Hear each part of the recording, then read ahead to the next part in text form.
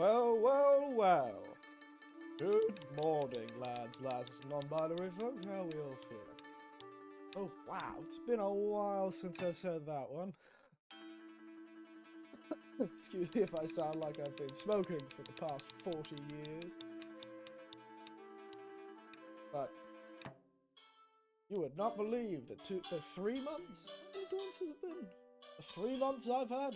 Goodness. Can barely hear you? Alright, let me see. Why is that?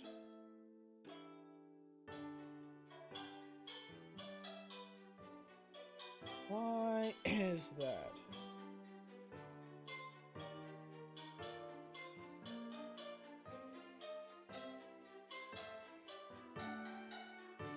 Is that any better? No, I'm still very quiet. Must have knocked the gain or something. Again? Let me just hold it in my hand. How about that? How are we feeling with that one? Feeling better? You know, all of this, I've just set all this stuff back up, so do tell me if the audio sounds any good. Put that back down.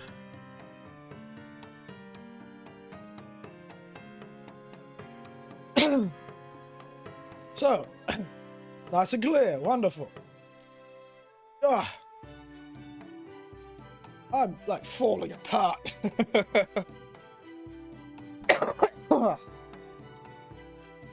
You know, I've been sick twice in the last 2 months. And neither of them have been COVID. Or even the bloody flu. I'm just sick with random viruses. But yes. So if my voice occasionally sounds like I've been smoking for 40 years, and then I cough like I've got emphysema, you already had COVID. I know I did. Doesn't mean I can't get it again. Just, how dare you say I can't do something? I also haven't gotten my hands set up yet, as you can tell.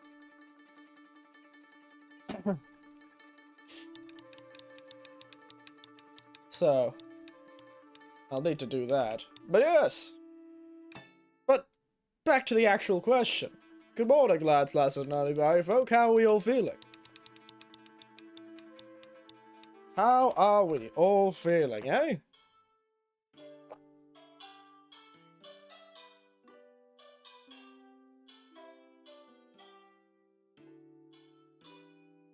I am feeling great.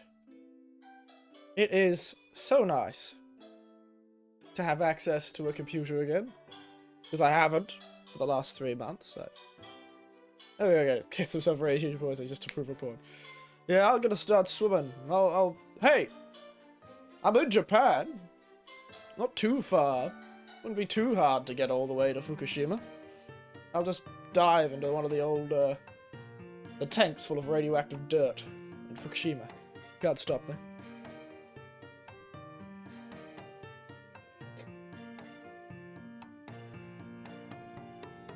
But yes, I've got a very flabby bit of lungs right now.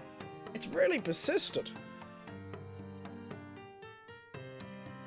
It is really persistent.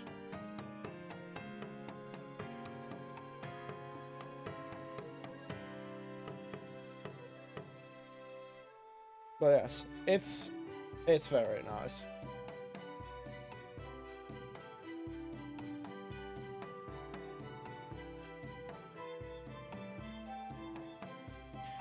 Because okay, this seems like it's gonna be a pain in the ass to download. Actually, I just remembered. I have all of my old hard drives currently attached to this giant computer, all as one magical, gigantic mess. I haven't installed the hard drives on the inside because I was stupid and got it all set up before I actually put the hard drives on the inside, so now all the hard drives are external hard drives that I've just permanently attached to the computer, essentially. But yes, how are you on the time you're at? I was good, I was bad, and then I was really good, and then I was bad again, and now I'm good again. You know, it was a bit of an up and down sort of journey. So, you know, when my computer originally broke, it worked for a while, but yeah, it was on and off, and tried to fix it.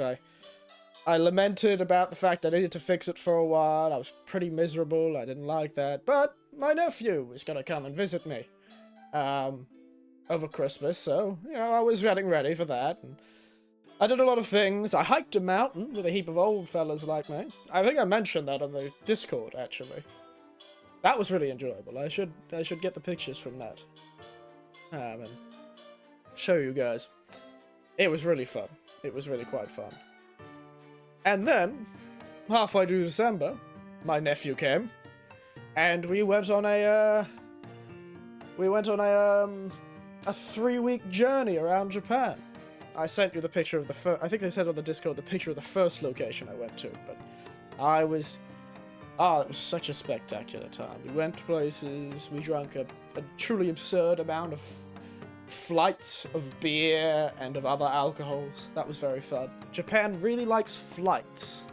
Like sets of 3. Like so you could taste test a heap of different types of beer. They do it with whiskey, they do it with gin, do it with beer, the sake. It's great.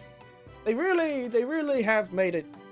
I really wish places like Australia would do more of that sort of, you know, letting you test things, you know. When like a craft alcohol company makes like a product, a set of products, it'd be nice to be able to get, you know, 3 small 200ml bottles to try 3 different varieties of their beer, or their, you know, you get the point. Or like a 6-pack made of all the different types of beer, you know? It seems funner to me. Where was I going? Oh yes, I've saved the laptop. So after that, I managed to do a heap of stuff. I managed to scrape together the money to buy a new computer, so... Yeah, the bad again after the trip, though. The trip was spectacular. We went all over places. Hiroshima, Osaka, Kyoto, Tokyo, Yunaka Onsen. It was spectacular. But then after that is when I really discovered the computer was completely dead. Like, there was no fixing it. Something had gone terribly wrong. I took it to a computer shop that I found that was like 2 hours away. It takes so long to get to a computer shop from where I live. I live really out in the middle, out Whoop Whoop, I mean. I live out Whoop Whoop in Japan, that's for sure. Not a computer store in sight. So it took me a while to get to a computer store. I took it there, and they said it was dead. So I said, alright, and then I did a heap of research and scraped together the money from my various Australian accounts to... I didn't want to, but used quite a bit of savings to buy myself this big fella. Took me a while to get that organized, though. So, that's why it took so long to get back. But now it's here. I've got quite the interesting setup, though. Quite the interesting setup.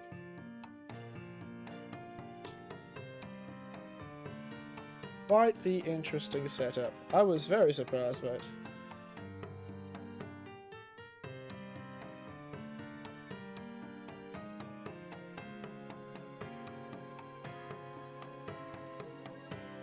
Because, it was just such a nice...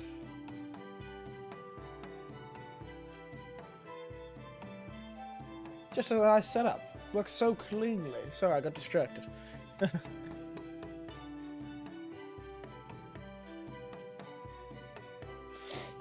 I got distracted. I'm just installing my hands. I'm installing my hands so you can see me. But yes, so... Yeah, no, it's been good. It's been good. And, you know, it's good now. And it was really nice throughout winter, though. It's been very cold here, you know, being in the minuses here. Not much snow, to be honest. A lot of ice, not much snow.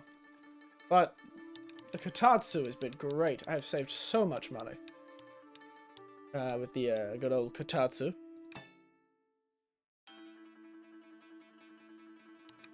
Come on. Let's see if my hands work with this USB. I have a USB splitter that I was using on my laptop while streaming to kind of be able to attach all the devices I need. I don't need a USB splitter anymore for the PC. Excuse me. Get back in microphone.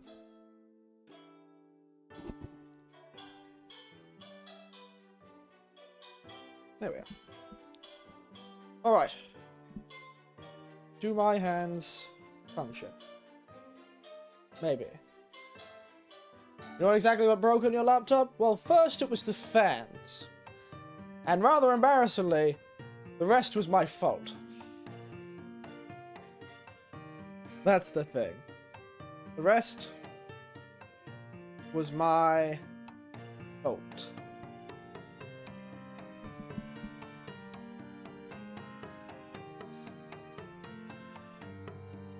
So...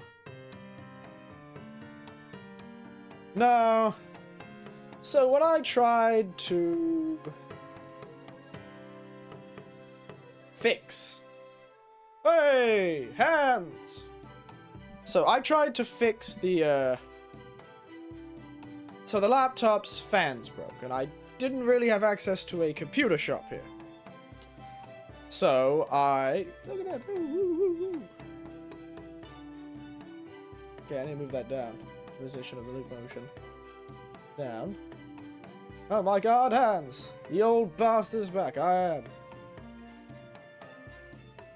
Now.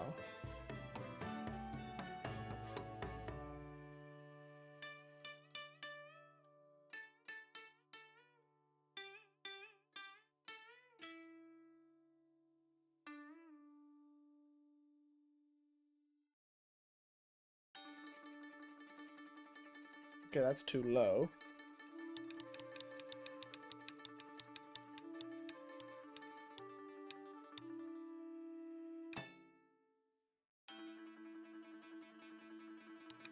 Alright. I still feel a bit low. Yeah.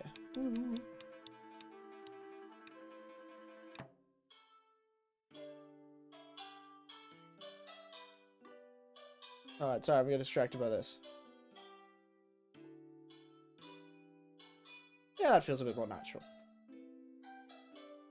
Yes, hello, Lord Theo. How are you? I've returned. But yes. So, fans were broken. They weren't cleaning. They were really, really, really loud. Like, so loud. It was absurd. Like, you could hear it through walls. It was that loud. I was really sad for my neighbors. So, I ordered a heap of pieces and new fans for this model of laptop. Pulled the laptop apart. There was a few things that got in the way, like a screw that I couldn't pull out, and that took ages to get out, and I got the screw out. That happened before and after. Before, I couldn't get it out. I couldn't get the screw out for the life of me. And then, when I got back from my traveling, I managed to get the stripped screw out of the laptop, pull the fans out, put the new fans in, plug them in, put the new thing, da-da-da-da-da-da-da, and the laptop turned on. That's the thing. The laptop turned on. Like, I was doing so well. Doing so well. The laptop turned on. I got all the stuff done. I was like, oh goodness, look at me. Absolute tech master here. But, as you could tell, didn't work out. So the laptop turned on. It was running. It was working. And then, it shut off. I don't know why. Maybe I didn't plug in the fans correctly. Maybe the fans were not properly designed for this model of laptop. This, that, the other. So I was like, alright. So I checked a few things. I checked that, this, that, this, that, this, that. I checked everything. But no, nothing I did would make it post after that. No. So it wouldn't even post after that. So it wouldn't start up at all. So it wouldn't even get to the BIOS. And, essentially that was that. I really had no recourse. It was gone. And I took it to the computer shop and they had the same opinion, so something in that final step killed the motherboard. So it was the motherboard, I believe, completely fried. The fans were the friends you made along the way. Yeah, they were. The guy at the computer shop. And my own stupidity. I really met him. Really met that bastard. And now I'm terribly nervous about computers. So that's why I haven't installed the hard drive. Even though I've installed 100 hard drives before, I'm terrified of installing these two because I'm like, what if I destroy it somehow? Even though I'm not going to be touching the motherboard. But yep, that's beside the point. So I somehow killed the motherboard while putting new fans in. So, RIP the laptop. Eh? RIP that laptop. It's... I was very upset with myself. I was frustrated. It's an expensive mistake. It's a very expensive mistake. Like, good God.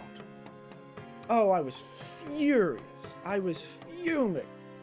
I was swearing, I was yelling expletives at myself that would even make a sailor blush. Good God, it was not a good time. But, you know, such is life. Such is life. You just kind of have to roll with the punches, unfortunately. You know. Though it did make me realize how much I missed this. You know, streaming. You know, every day, every week that went by where I didn't stream on the weekend, it just felt wrong, you know? I was getting annoyed that I wasn't able to stream, you know? So, it did reaffirm the fact I actually do want to continue streaming. Yeah, I'm hoping going to be streaming 3 days a week for the next 4 hours a day, but it does make me appreciate the fact I wanted to stream. That was my tea. There it is.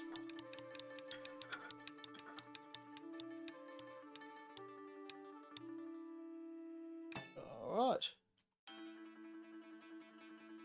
The apartment's nice and clean now, though.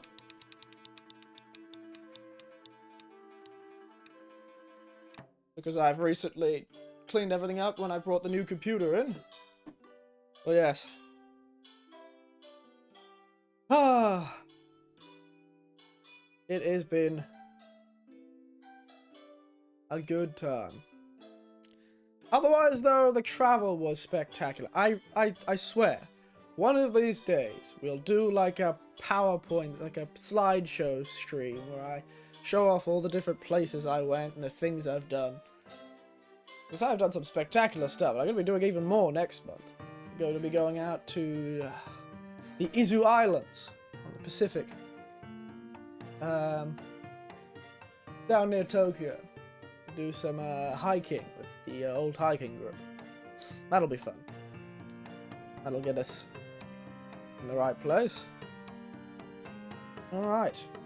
Also, my internet is faster with this new computer for some reason. Don't know why that's the case. But the internet is significantly faster. And my VPN works again, which it didn't work on the laptop. Alright, I miss you. My brother and his friends all of me got to Fortnite now, and I've been the cash daddy giving them a set of us. Yay, VPN. Yeah, it's not. I just like VPNs. I hate the idea of being tracked. But it works now again, for some reason. Bizarre. Still not perfectly, but I think that's just how this apartment does its internet. It's a cheap apartment, and it's got cheap internet because I get my internet through my landlord. It's a part of the agreement that I have to use a certain internet, and it's weirdly split, so it's hard to VPN. It's not actually... The whole building will have one IP address. And it's a bit weird. It's just doesn't function as perfectly as it normally would. But yes, look at you. Being the Fortnite master, eh? The power. The strong. Do tell me if my voice is too quiet again.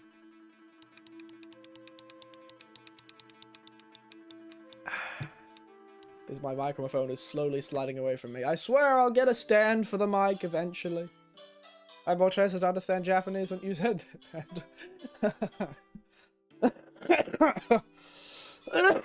Every time I laugh from my belly, I end up coughing, so it's gonna be very amusing.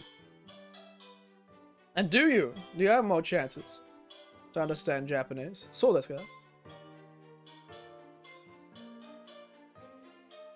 難しい料理することがありますか？うん。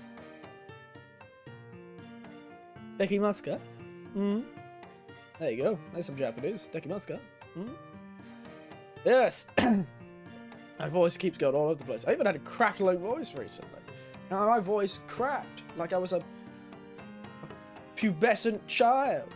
My voice cracked like I was 15 again. What did you say about my mother?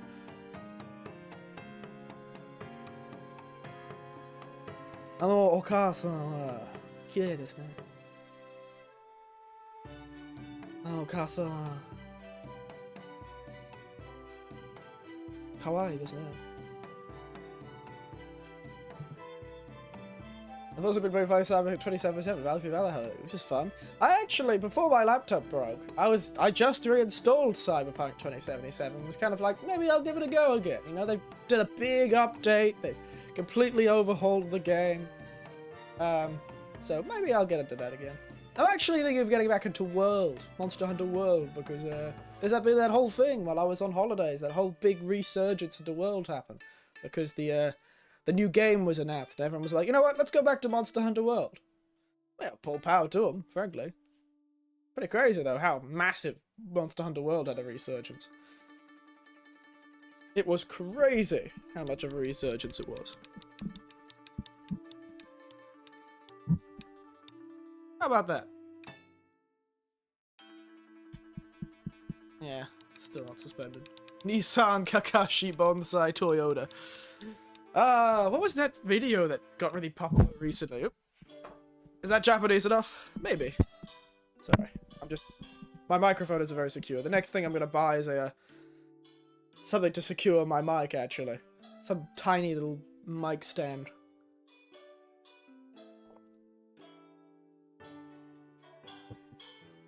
And suspend it from actually. Ah, yes, Yamaha. Yamaha! They make trumpets and bikes and pianos and a whole heap of other things. I'm just gonna hold the damn microphone. How are we all feeling? Tell me if it buzzes. That's one thing. The laptop, even when the fans worked correctly, would buzz a lot. And so you could hear it, because it was quite close. It was right there. But now, all I have with my setup is a portable monitor.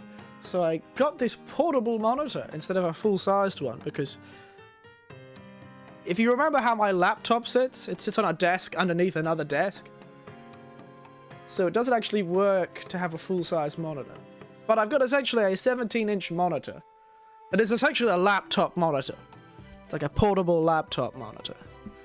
But I've attached it to the computer. It looks quite nice. It's 144 Hz. It's 2K. 17.9 inches or something like that. It's almost 18 inches. And it fits perfectly underneath the desk. So I could just fold it away. It also means I could dust it a lot easier. Because I could, like, actually fold it down so it doesn't get dusty. I'll have to show you a picture of my stuff, but... Have you been? I'm at work, so I only have a few minutes. Oh, hello, Tybeard. I'm glad you've made it, though. I am doing spectacularly. I was just talking about how my computer was actually set up, and they've all just been naming Japanese brands and Naruto characters, I think?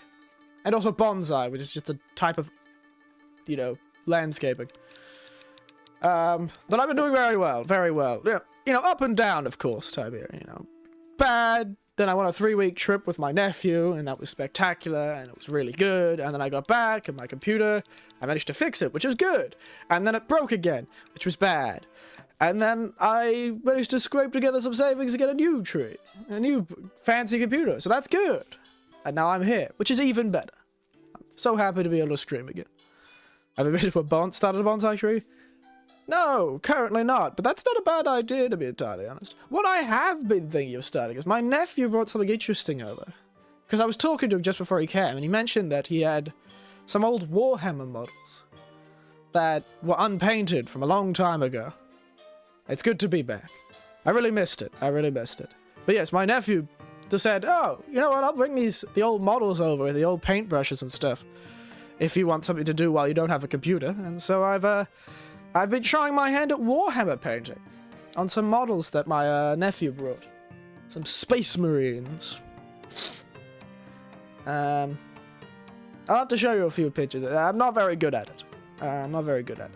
but time will tell how better I get. But yes, the gang's all here. It is. We even had Andy at the beginning, screaming that he's not home right now, but I'm sure he'll get his chance. But yes, I should mention, today's drink is a tea. See, I got a Christmas present from my niece. Christmas present from my niece. Oh yeah, Mech. He'll make it. He'll make it at some point. Yes, I got a Christmas present from my niece. Let me see if I can find the photo.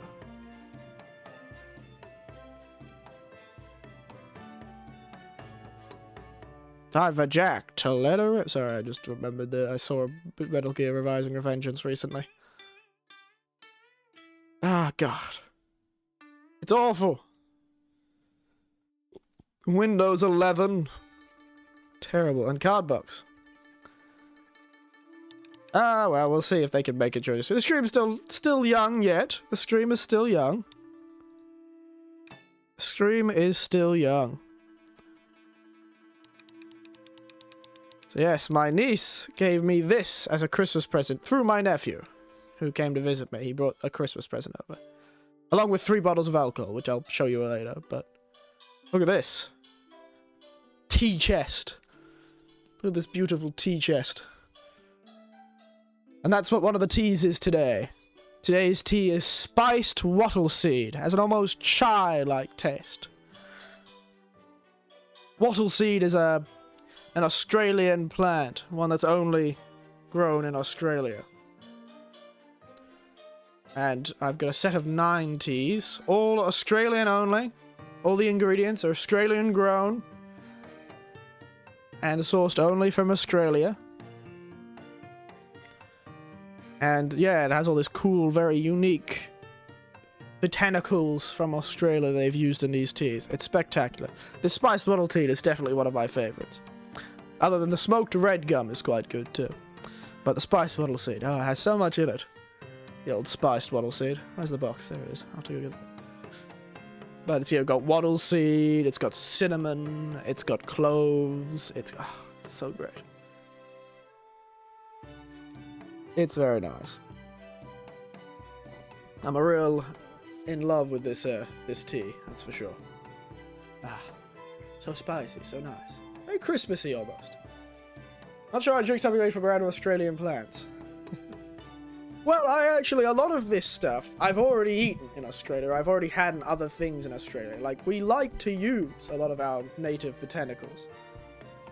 That's the intention. That's why, well, the old local, Aboriginal people used to use it for hundreds of years.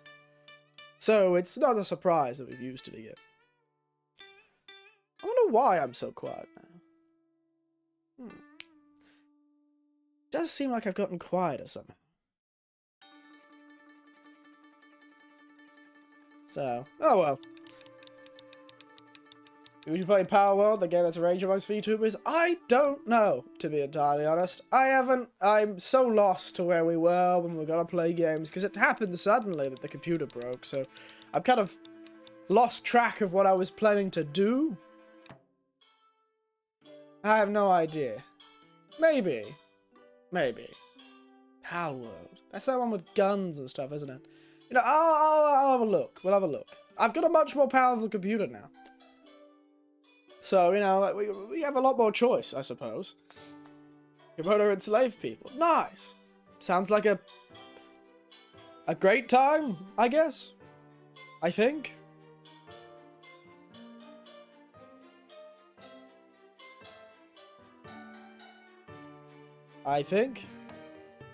You should better with all the sense and let us use our USB stick.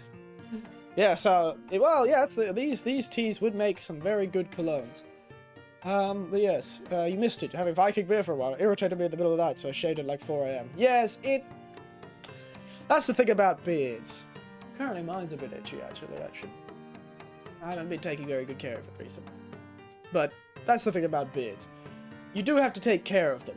You have to, wash them properly, you have to use certain oils or stuff to keep them moisturized properly, because the skin underneath beards can get really dry.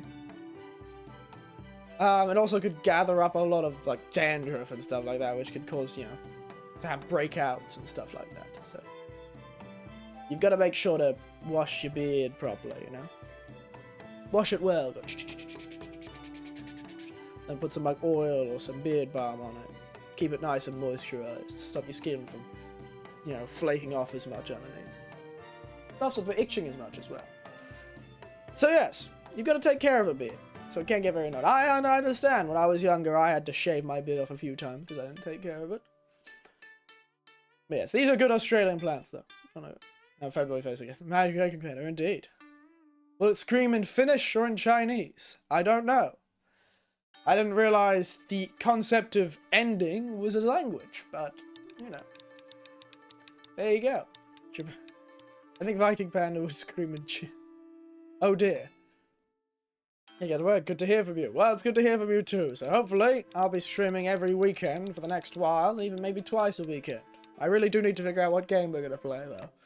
I haven't thought about it. Maybe I will do that, finally do that slideshow stream. Who knows? The mystery.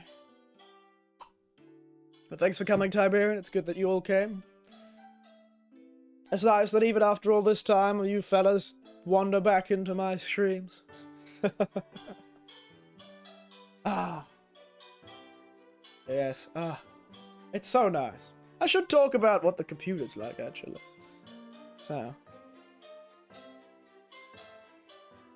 So you saw a picture of the computer, and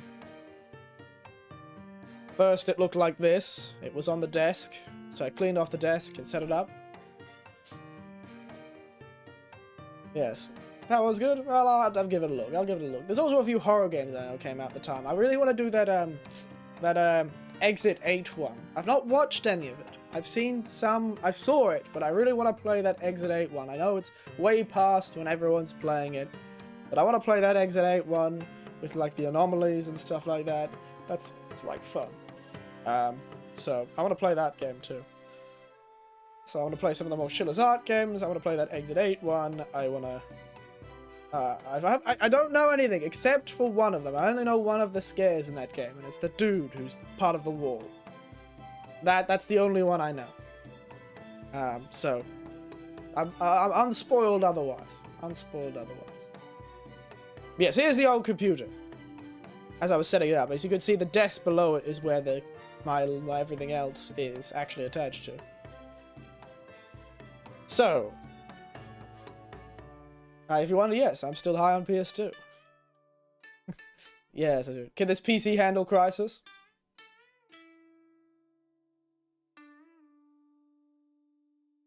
I can imagine you're still high on the PS2, J. Hank.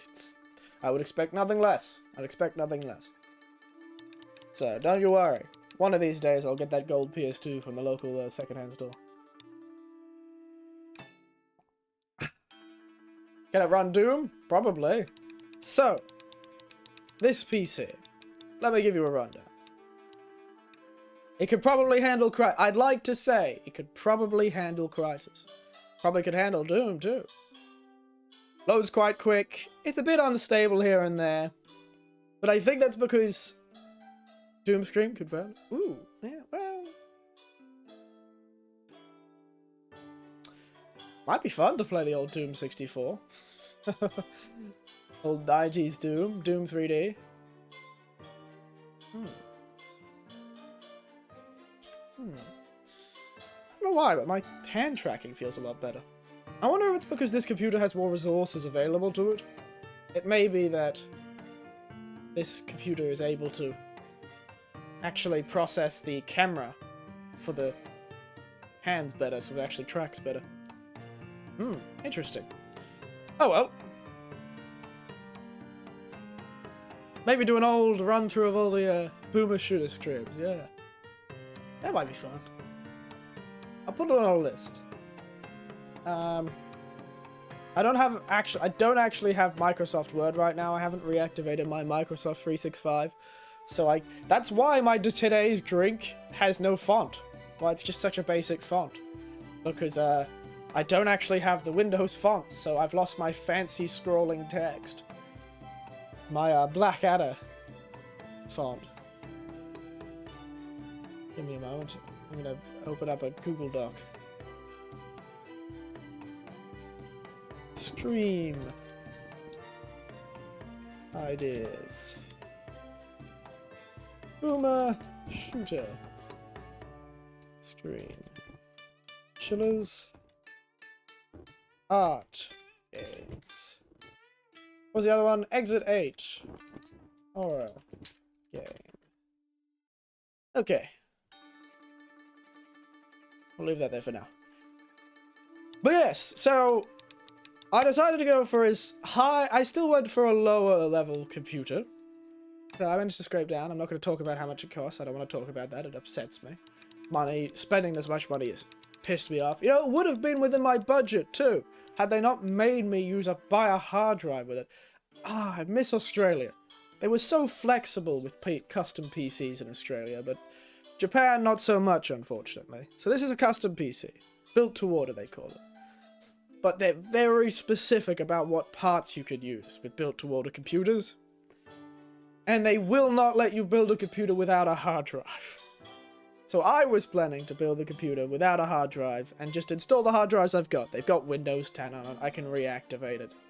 I've got Windows 10. I was just going to install the hard drive I got. Install like the laptop one as an extra hard drive. You know, that sort of thing. Though rather annoyingly, I couldn't in Japan. And even with the built-to-order computers, I would have had to buy all of the parts and then get them to build it, and that would have been taken way longer. So, oh well. Point is, it was in budget.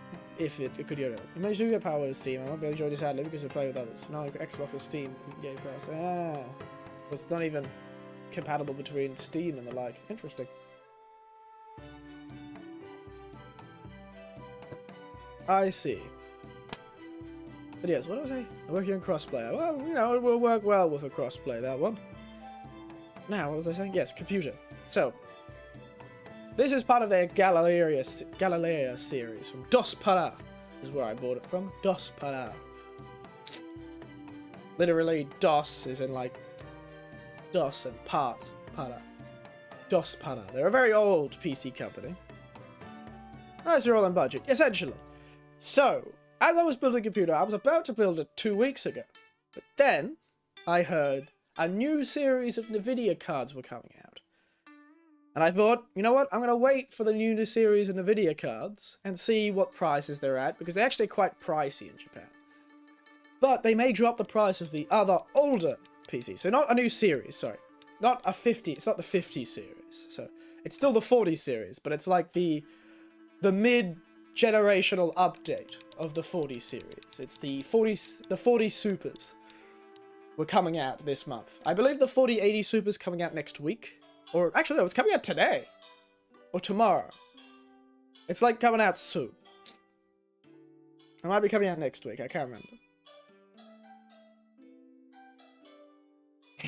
But, yep, well, you can't stop me. I'm going to play MS-DOS games. You can't stop me. Gonna cover my drink for now. But, yes, so the 40 series were coming out with these new Supers, which had more VRAM and more support. And so I waited.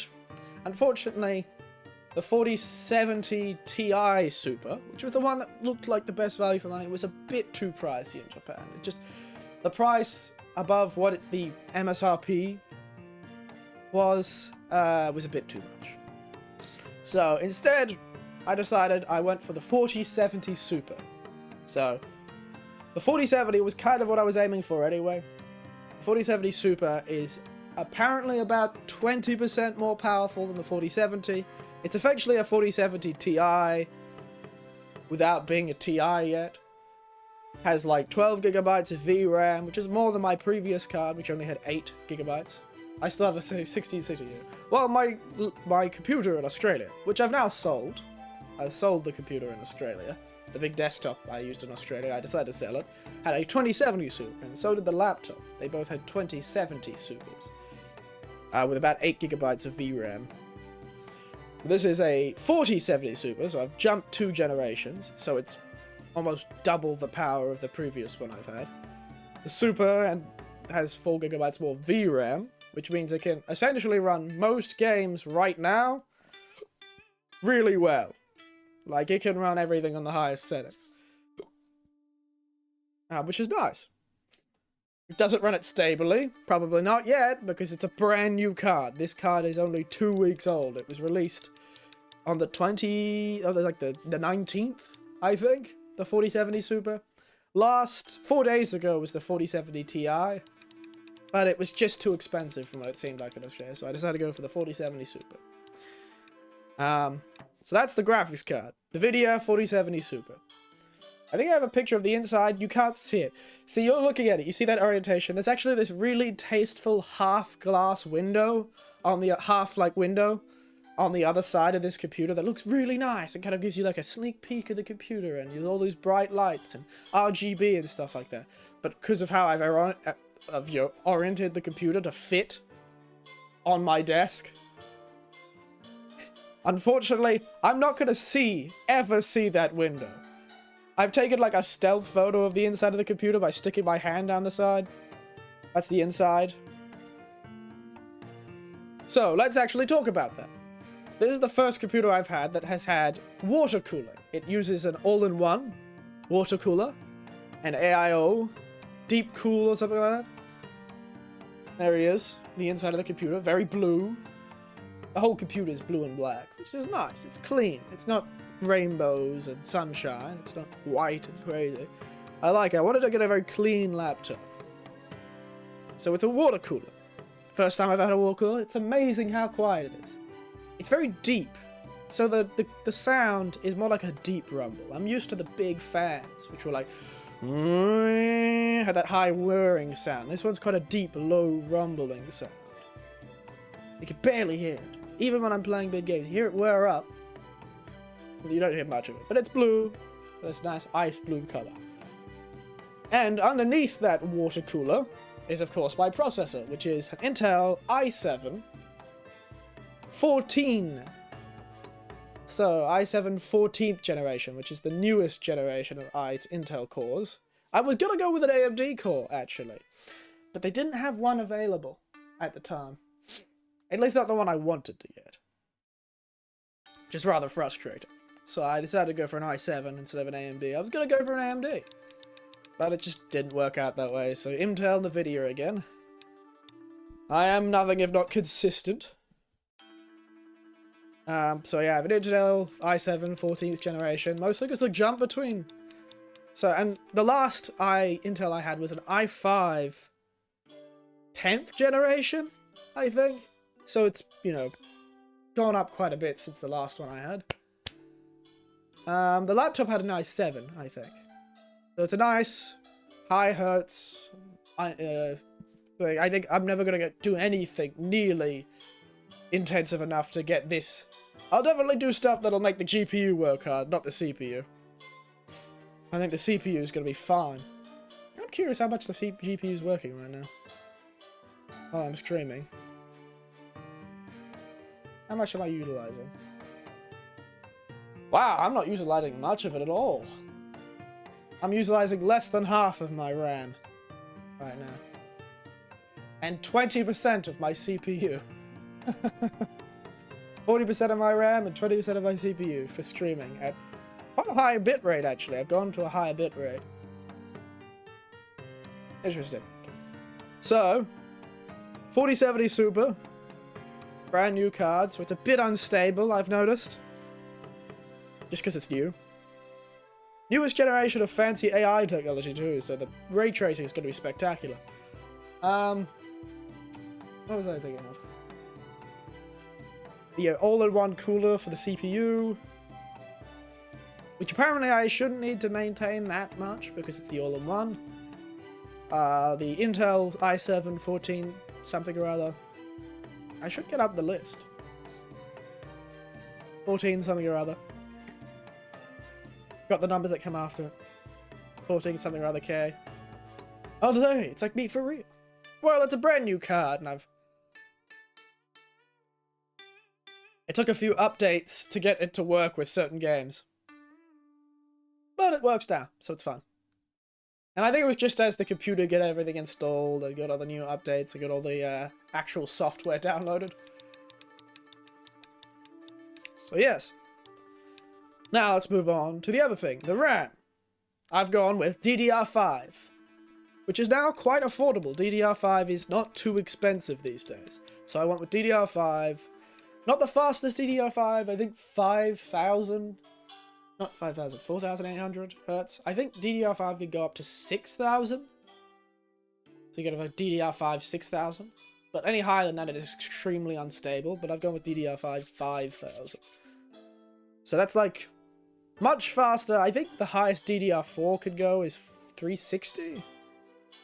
DDR4.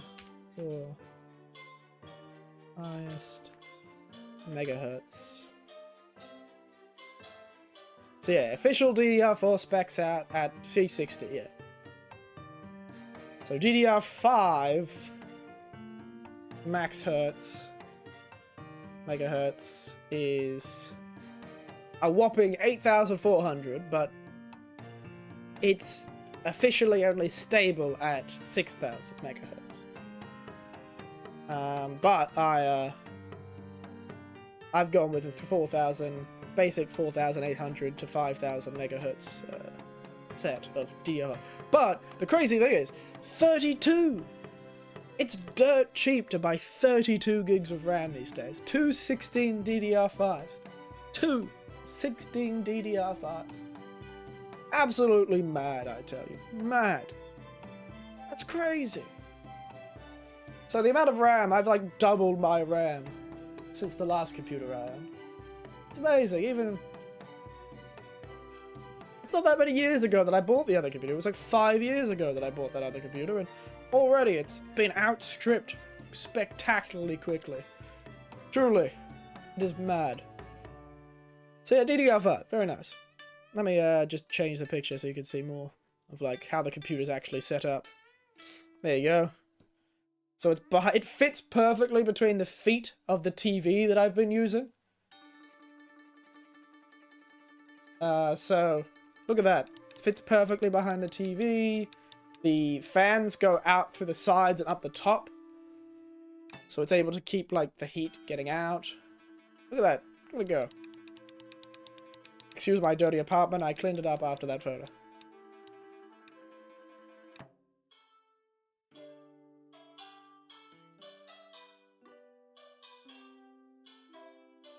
Hey there. Hey, we're just talking about my computer. How you doing, Andy? How you doing? Long time no see. I'm at Disney. I was about to say I went to Disney when I was traveling, but I didn't. That would have been a lie. I don't know why I lied about that. I went near Disney twice. I didn't go to Disney. I feel like you're always at Disney, Andy. How do you always go to Disney? Do you have like a year pass to Disneyland or something? Oh yeah, but yes, we're talking about the new computer, the Galileo. 4070 Super, 32 gigabytes of DDR5 RAM, Intel i7 14th generation, all the newest generations of all the pieces, and making a terrifying look. Sorry to hear that. That's a funny way. I'm at Disneyland. I'm sorry to hear that. I'm sorry for your loss. This sounds so funny. That's hilarious. I'm sorry for your loss. I can't believe it. He's been to Disneyland. I'm sorry for your loss. But yes. A solid computer though. I'm very happy with it. I haven't really done anything that'll push it very far. But it does run Elden Ring with like the ray tracing on maximum settings perfectly, so. There's that. It couldn't do that before. It couldn't do that before. And also, it doesn't sound like a jet is taking off in my room. And all the parts are stable. And I have like a 2-year money-back guarantee warranty on it. With more kind of like lesser warranties as the years go on. I think up to 5 years, actually. Just they won't get me right. But it's it's really quite nice. I really got to find some way to push it to its extreme. So what's like the game that everyone plays that like pushes the graphics to the extreme? What game pushes graphics to the extreme these days? What's that? What's the game that I could do that in?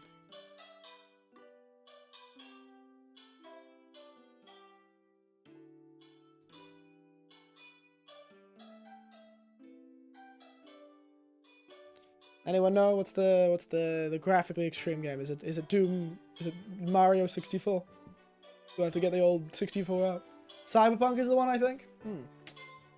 Alright, I'll have to have a gander. I do own Cyberpunk. I was one of the few people who played it launch day. I played it just after launch. I enjoyed my time with Cyberpunk 2077. I don't have the urge to go back to it, but I really enjoyed my first time. I only ever had one glitch where one mission didn't complete. That was the only glitch I ever had. I just had the most stable computer on the earth when I came to Cyberpunk. But yeah, I'll re-download Cyberpunk, have a gander. My internet's faster for some reason. And it has ray tracing on the Series X. Oh, nice.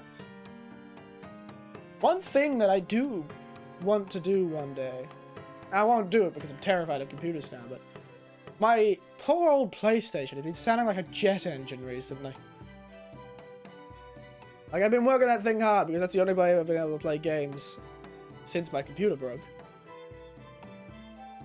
You know what's mad? I've realized something. I'm really upset that I didn't know this. I could buy a Steam Deck in Japan. I couldn't buy that in Australia.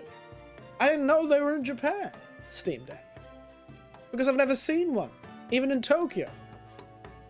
But on my travels, me and my nephew went to a big store in Osaka. Big tech shop in Osaka. And we saw a Steam Deck. That's crazy. That is crazy. I should have bought a Steam Deck, to be honest, because then I could have just played Steam. I could have played all my Steam games on the Steam Deck. I've played his Steam Deck. I played my nephew bought one. He saw it and he's like, you can't buy these in Australia. I have to buy this now because it's like half the price of getting it imported to Australia. Because they don't sell in Australia. Because Steam hates Australians. Steam and Australia have a very strained relationship since the ACCC fined them for $500 million for not giving Australians refunds one time. And refusing to follow Australian consumer law by arguing that they weren't in Australia because they were an online shop. And Australia was like, no, you're selling stuff in Australia, you have to act as an Australian vendor. So you have to follow Australian refund laws. I don't know what Steam thought would happen. So they went to Australia and got sued by the Australian government and thought they would win the court case? Frankly, it was kangaroo court.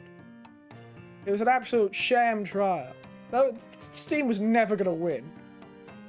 Australia had already decided they were going to fine them $500 million. But the point is, I honestly think a lot of things Steam does is specifically to piss Australians off. And also, we're a small market. We're not very big as a market with what? There's like 27 million of us. Just recently, we crossed 27 million. So, we're just not a very big market. Australia has a weird relationship with it. Yeah, we have a very strict, what do you call it? Like, rating boards. I remember, you know, none of the South Park stuff could get to Australia without being extremely stripped back. So, yeah, that is Australia for you. But yeah, so there's one picture of it. Let's move to the next picture of my computer, so I can talk about how it... So yes, now you can see from this picture, I've got the big monitor, there's me. The ye olde background that I put on occasionally. I'm probably going to change it back just to a normal Windows background. It's just that all the Windows 11 background, Windows 11. Good God. I'm still getting used to it. I don't like it. I don't like Windows 11. I didn't like Windows 10 when it came out. I didn't like Windows 7 when it came out. Why couldn't we all just be Windows XP? I liked Windows XP. Windows XP was nice. Why did we have to change? I miss Windows XP. I really do. Windows 10 was alright at the end there, but I don't want to go to it. They forced me to go to a new one. I don't want this new one. I have to have Windows 11, though. You can't run Windows 11. Yes. Wow. It's a bit annoying. I've fiddled with a few things already. I've gotten rid of that bloody advertising box in the corner. I've gotten rid of the search bar, because why would I want a search bar? I really don't like how it does, the sound and stuff now. It feels like it's really hard to get to the setting. Why do you have this in very high resolution? What, this photo? Because my camera takes very nice high resolution photos. There I am. I'm sorry that I just have such a nice camera on my iPhone 11. Advertising, sponsor me iPhone. The wallpaper, this wallpaper in high resolution, I just have the picture. So what this is just a picture, a bit of art done for me by a family member. And I've just changed the rest of the Windows background to white. So it's a white picture. So it's more like a portrait size. So that's like a portrait. But you could change, of course, the behind the picture. When you go like, oh, wallpaper, make it fit. And it makes it smaller, and then it ends up with those black bars around it. You could change that to white. And because the background is perfectly white, it just becomes one big wallpaper. So I could post the picture if you want. If you want the series of pictures I have, the simple ones, I can post them to the Discord. I'll post them in the art channel if you want. It's pretty high resolution, I think. Hell, I could probably even get the XCF file if you wanted to. If you wanted it. But yeah, it should be pretty high resolution on its own.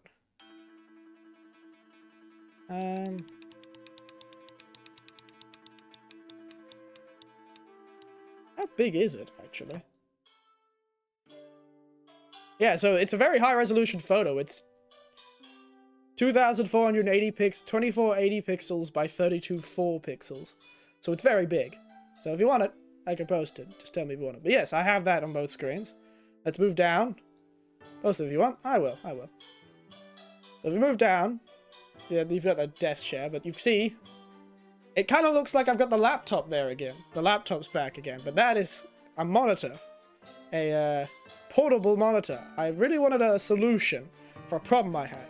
See, I have this low desk. I sit on the floor with my kotatsu and stuff like that. It takes up less space.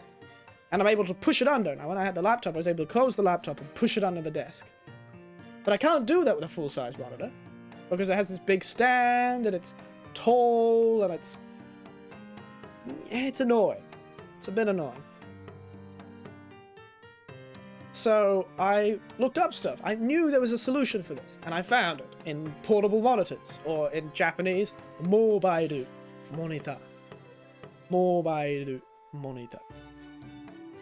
So, that is a normal size keyboard. So it's almost as wide as a normal size keyboard, because this is a 17.8 inch monitor, or something like that. From a basic Chinese company, so it's a cheaper one from a kind of like a mass production Chinese company called Perfect. They make good portable monitors. They're well reviewed, even by real people on Reddit. They're quite well reviewed. The only other choices I had was like the Asus Gamer portable monitor.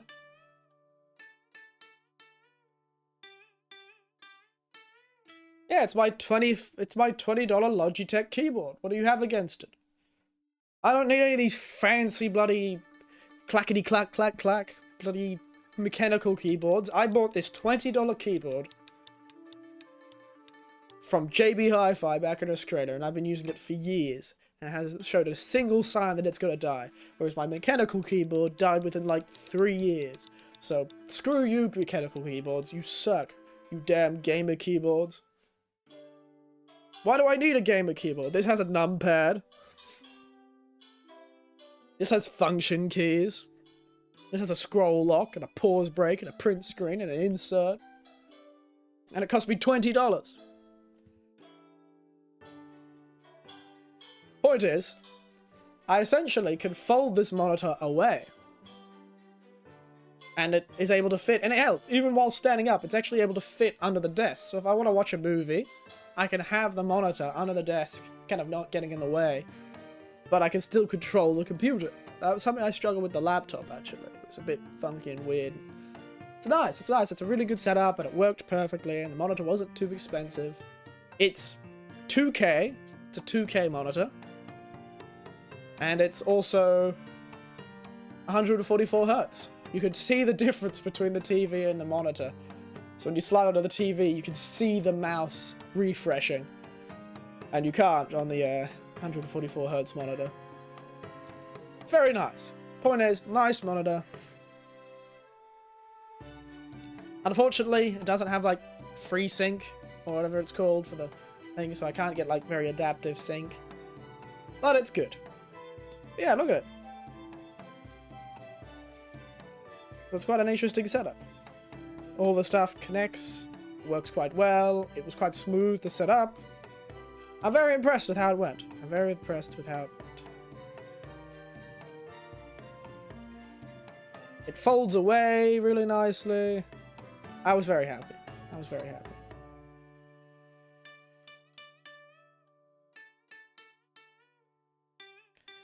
So yeah. There you go. That's the computer tour, I suppose.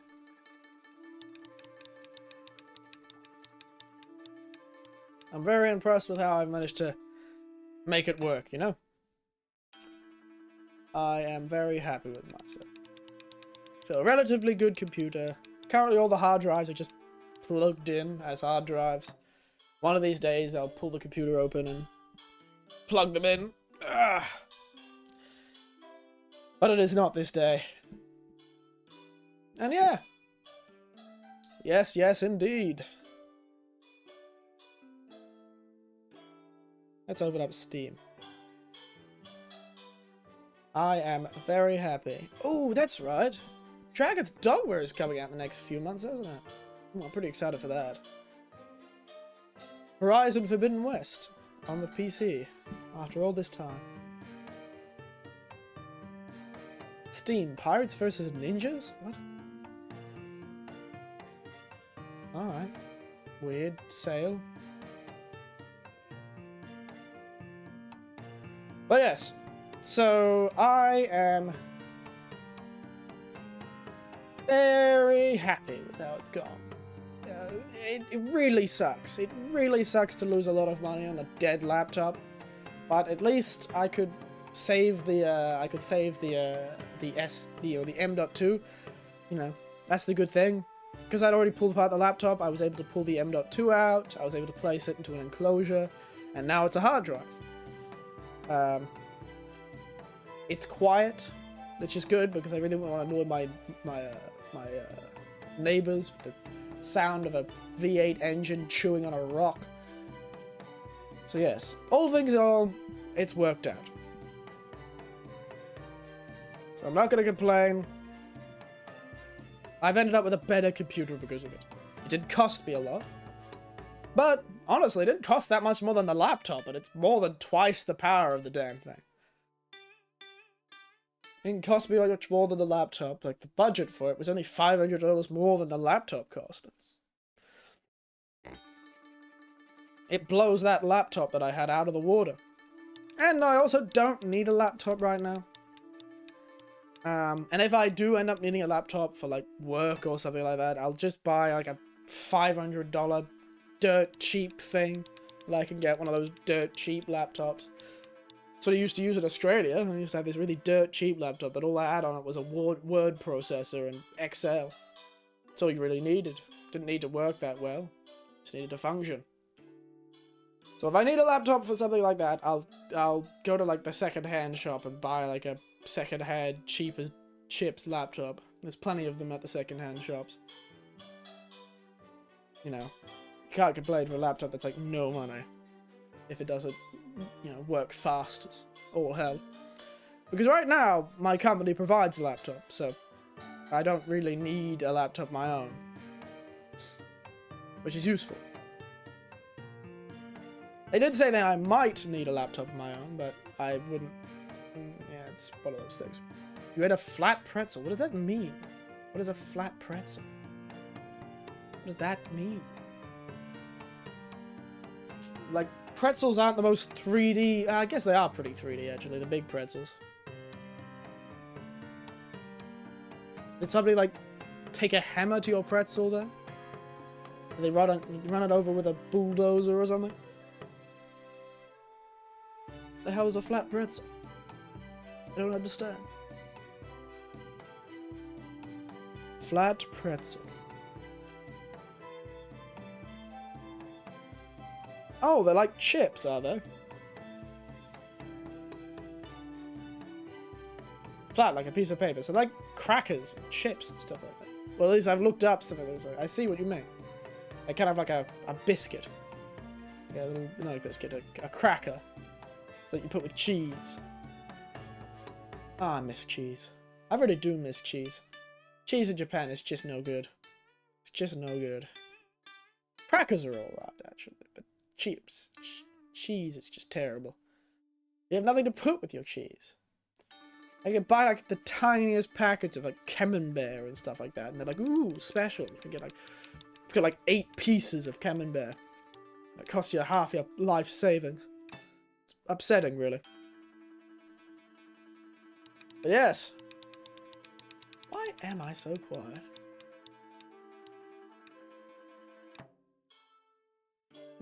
Who knows? I just feel like I always used to struggle with hitting like too high on my monitor. Maybe it's just because of how far it is from my face. Maybe. Hello. I'm really close and get that really warm sound. Hey everyone, how you doing? Welcome to this most demoir of streams. How are you feeling today? You feeling good? You feeling great? No American cheese? I don't like American cheese. American cheese isn't bloody cheese. It's horrid and orange. And also, no, they don't. They do have a mix that has that orange stuff in it. Cheese is yellow or blue. No in between. There's none of this yellow, this orange, horrid orange. I don't understand. I've been to a Costco. There's a Costco in a nearby city. And I went there with a couple of colleagues. It was like, oh, we're just doing a Costco run. A friend of ours has like his Costco membership. We're all going to get on his membership and we're going to head inside. And he's like, yeah, sure. And I was like, yeah, sure, why not? I could do some Costco shopping. That was like earlier last year. And I went to Costco.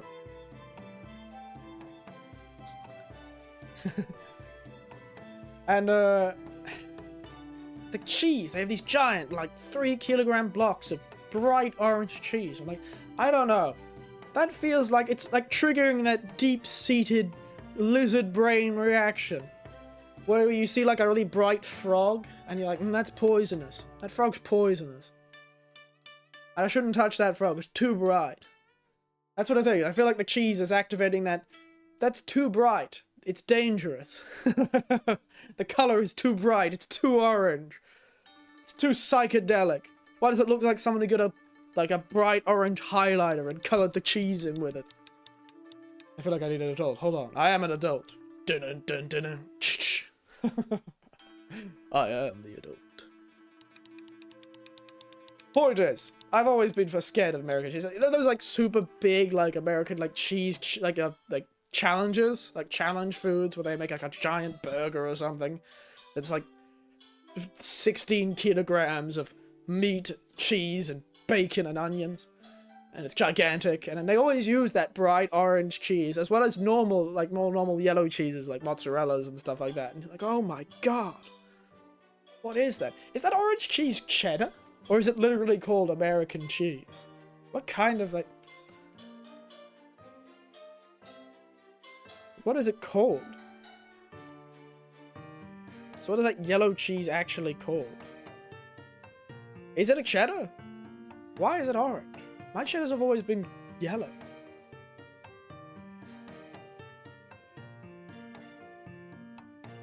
No, I don't care. Bon appetit. Go away.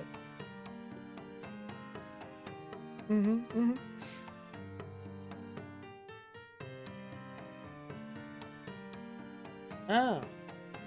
A shadow? A shadow of what?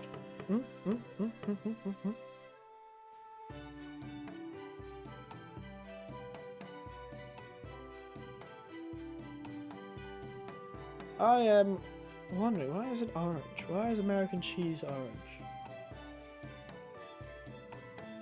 Alright. 17th century, it sort of was. Cheddar was produced from cows whose grass diet was higher in beta-carotene, which led to the orange pigment in their milk. There you go.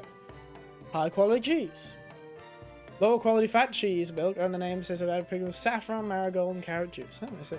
US cheese bakers moved to Wisconsin, Ohio, and Indiana, who assumed uniform color throughout the year.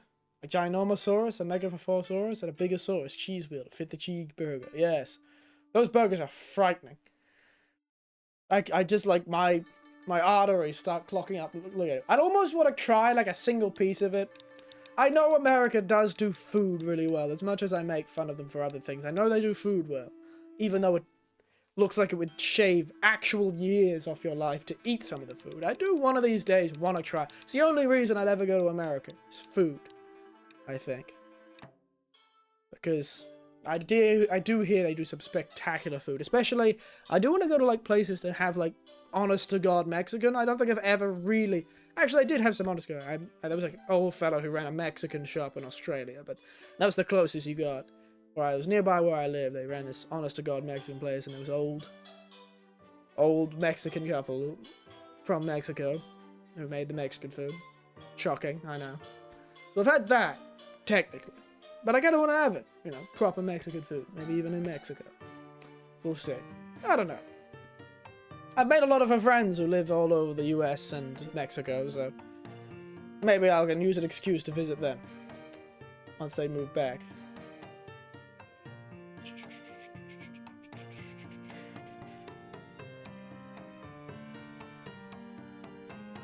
Oh, so they actually food color. Oh. There you go. It was on purpose. They food color the cheese on purpose to make it orange. I knew it wasn't real. So you only get that orange from beta-carotene. So the cheese has to have come from milk that has specifically beta-carotene in it to make it real orange. Like orange on its own. Interesting. There you go. Cheese. The more you learn, the more you know. Is chow crab ragoon or is that a Chinese thing? I don't think I've seen crab ragoon.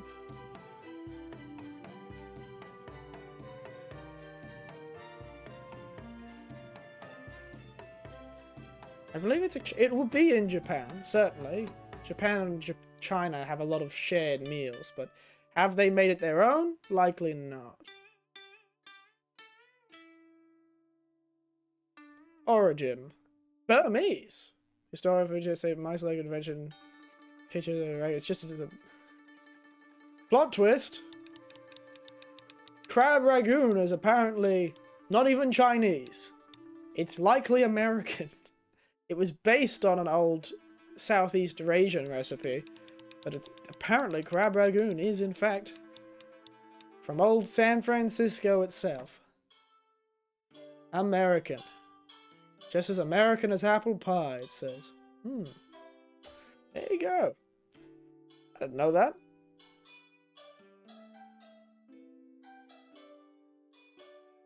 American as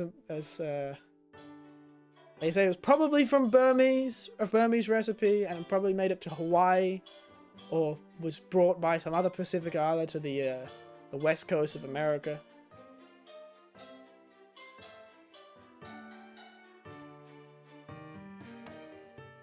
Where is San Fran actually? Is that East Coast or West Coast?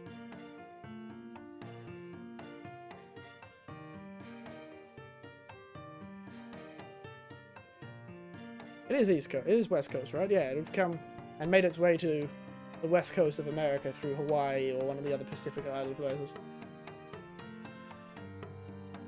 And because it has cheese in it, you know it's not actually Asian because they never use cheese in their recipes. That's one thing you'll notice. Cheese, anything that has cheese in it is a very modern invention when it comes to a lot of Asian food, especially Chinese and Japanese. Cheese just wasn't a thing, remember? They just didn't have cows. Milk, cheese, just wasn't part of their cooking. Fish and salt and that sort of thing was. Yeah, it makes for a very unique, and I really do like I like a creamy sauce. But I'll admit I have a real preference for the sort of,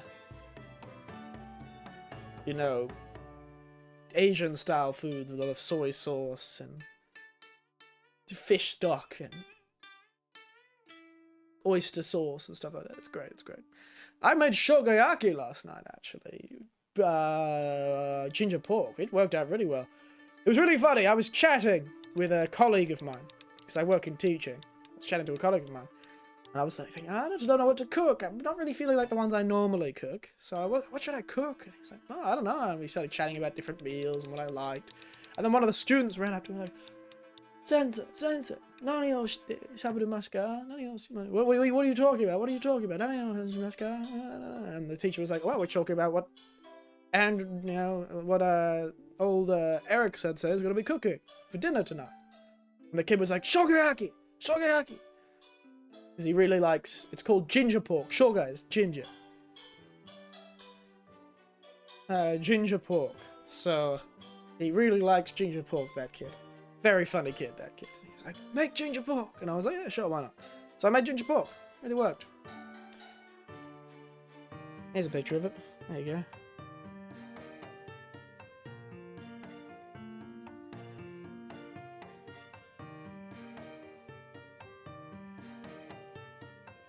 There you go, that is in the pan. I had to grate a lot of ginger to make this ginger pork. Milder in flavour than you expect, actually. A lot milder than you'd expect. Looks quite nice though, doesn't it? Let's get it in its bowl. There it is, in the bowl. There you go. I took these photos so I could show the kid that I actually did make shogayaki. But that one, this one, shogayaki, so you use a bit of ginger and a bit of soy and you pour it over your pork.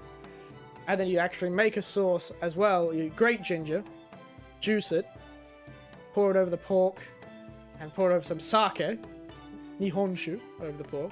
And then in a bowl, you put soy, mirin, more sake, more grated ginger, more ginger juice, and some grated onion, interestingly enough. Some minced onion and the juicing from that. So it's it's sake, mirin, which is like a grain alcohol that's used for cooking. Sake, mirin, you know, ginger and all that sort of thing. So that's very Japanese. It reminds me of Butadon, which is, you know, the same thing. Sake, soy sauce, mirin. It's very common to see the same three things. Like, often Japanese meal does look good. It was very nice. I'll be eating that again tonight as well, actually.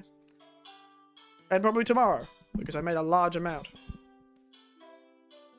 But it's very interesting to see the same, like, three... Sorry for all the mic moving. I will get a stand one of these days. But it's interesting to see all the, you know, the meals with all the same sort of recipes, you know, the same sort of stuff, just in different amounts with slightly different variations. Because things like Butadon, also sake, mirin, soy sauce. That one has sugar though, isn't it? It's all various arrangements. Some have dashi stock in it. So you have things like katadon, which is sake, mirin, dashi, and soy sauce. It's interesting. It also is why there's so many mom and pop stores that have their own, like, specific recipes, because they're so basic, a lot of the sauces and, like, flavorings that they use in their recipes, that you could add a lot of spice to them. Like, you change them up a lot. So that allows these, like, small mom and pop places to make very unique tasting versions of the same meal, which makes it more valuable to go to those places. There's a Katadon place nearby that's spectacular. Makes them. I don't know what they do with their sauce, but I love it. I wish I could make it myself. Their sauce, their Katadon sauce, is so good. But you know, what can we do? But yeah, it's spectacular stuff, really. Spectacular stuff. I'm also going to sign in my Facebook account, and I can't do that on the computer yet. But yes. I'm really hungry now all of a sudden. Talking about all that sort of stuff. I should go grab some of my Australian snacks. My nephew brought me so many Australian snacks. He brought me like 3 packets of Allen's lolly, like 3 or 4 giant packets of Allen lollies. He brought me like 3 blocks of chocolate. He brought me he bought me a pack of Doritos. He bought me 2 packs of Doritos. Australian, like cheap. Well, American and Australian, probably similar. But Japan's Doritos just suck.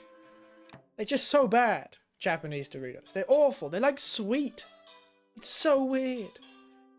That's another thing that cheese flavors things do in Japan all the time. I don't understand their obsession with sweet cheese. Like, cheese flavored stuff seems to be filled with sugar. I don't understand why it is in Japan. But you have like a nachos cheese or cheese flavored like chip, and it tastes sweet. It's awful. It's so bad. So I got him to bring me some Supreme Cheese Doritos and some Nachos Cheese Doritos. Ah, very good. But yeah, so I've got all those snacks. He also brought me 3 bottles of alcohol. Brought me 3 bottles of alcohol. You've seen these alcohols before.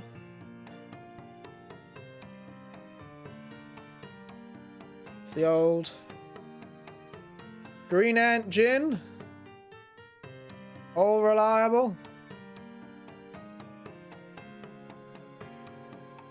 Green Ant Gin. There he is. With the green ants in it. This time I've only ever bought the 500ml bottle. This is a 700ml bottle. I bought these green ant gins. Look at them go. Delicious. He brought me my native yam vodka, all from the same company. I just wanted these guys. I really love 7 Season Gin. And then my Bush Apple Gin, which means if I pick up a green tea liqueur, I can make Old Winter's Nostalgia.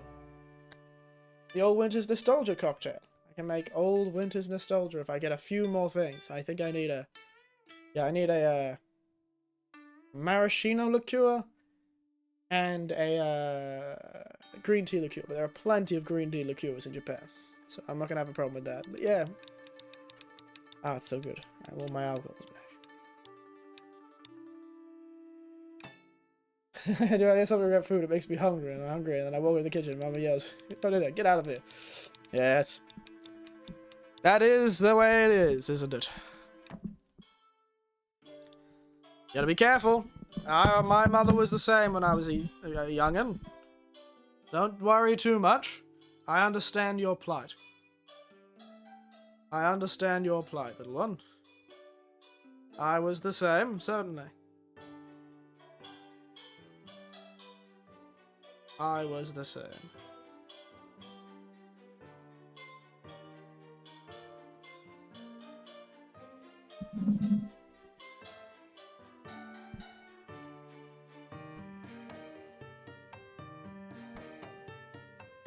Trying to adjust this microphone to see if I can't get it to work on the desk. Little one saying that's something in their mid-20s. Ah! I say lads and lasses all the time. It's the same. Oh well, that'll have to do for now. I probably sound a bit echoey. I'm a bit far away from the mic right now. I'm about to get up. Oop, sorry, I punched the microphone. Just stay standing, you damn thing.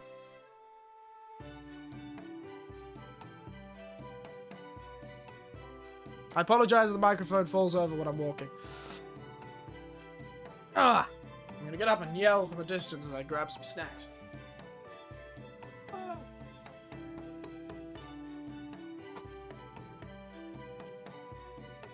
Ugh.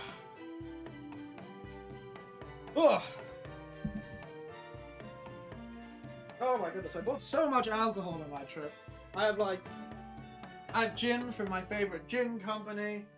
I found out that one of the big Hololive VTubers has a gin, so I bought it because it seemed really interesting. The eyes of old man, we're all little ones. Yeah, that's how it is, isn't it? We're all little lads and lasses, all ankle biters and grass, ankle biters and knee high to a grasshopper, aren't you? You're all knee high to a grasshopper. Where is it? I've gotten so much alcohol from my trip. Screw it, I'm gonna fix some cheese fries. Sounds good. I don't know what I'm gonna have for lunch. Probably the shogaraki. I might have the shogaraki for lunch and then, what am I gonna do for dinner?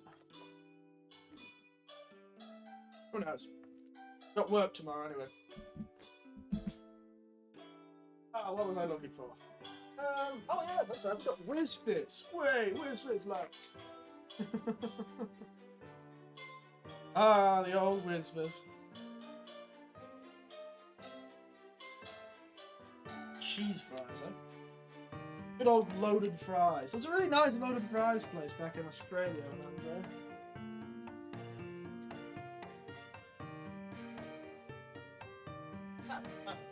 Here they are. Musk sticks. The old musk sticks, mate. You'll be hitting weird stuff to be moving like that. Whoa.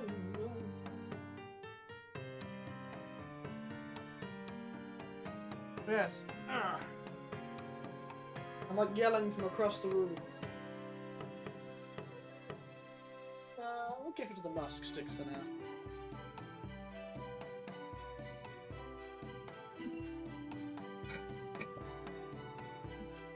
Yes, I have some interesting alcohol. I'll have to do that another thing. We'll kind of explore the weird alcohols that I've got.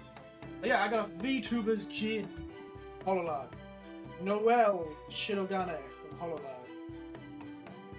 She made a craft gin. And in a... Wow, my camera really picks me up from far away. Hello. I can't believe how far away that camera is. It's picking me up from like across the room.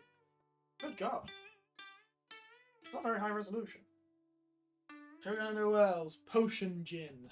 Very nice.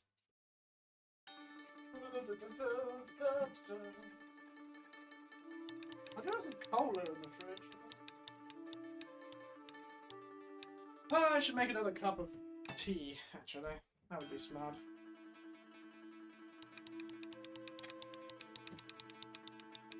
Let me make myself another cup of tea, shall I?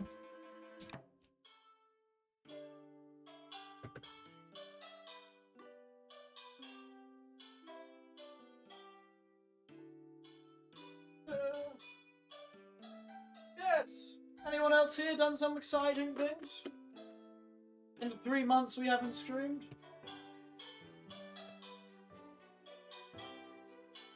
Do any exciting travelling or, you know, wandering about the countryside or anything like that?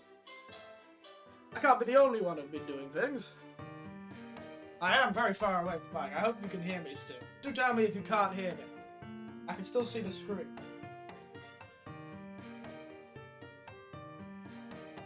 But yes, any other exciting travel? I heard that Anthony graduated. That's pretty exciting. Did he graduate or did he pass his exams? I can't remember. I stayed home, to be honest. What about Christmas and New Year's? It's a whole new year. What did everyone do for Christmas and New Year's? I was in Kyoto on Christmas and in Tokyo on New Year's. I personally did Hatsumode. So at 12 AM, I went and visited a shrine, a heap of Japanese people. We prayed for the next year. So, hopefully I have good luck this year. It said I'd have medium luck this year. And considering my computer died, not a very good start. But apparently I have to make sure I'm seen at work and talk to people and connect with people at my job, which will bring me good fortune. Apparently, so I'm going to be friendly this year. And hey, it's true, I've been a lot friendlier this year, even in the last month. You know, I've been doing a lot of things. I went and did a calligraphy class in the school with my other students. It was me, this old man with all these like very young students being taught how to do calligraphy. That was very fun.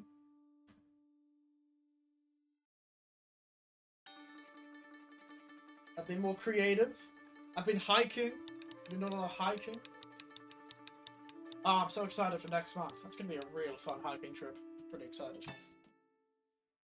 Yeah. Christmas and New Year's. What'd you all do? Apparently standing out, walking around. I'm going, whoa, whoa. I really should turn the camera off so it doesn't give you guys all motion sickness. Ah, my tea. My tea bag. I think everyone went to Malibu Jazz. I have no idea what that is. What is Malibu Jazz? Explain it to me. Please. I know not this Jack you speak of. Nor his Malibu nature. Is it a cigarette? Isn't Malibu a cigarette? That's Marlboro, sorry. Indoor theme park. Ooh, very nice. There's an indoor water park in a lot of places in Japan, one called Hawaii's. A lot of my students talked about going to during their summer vacation.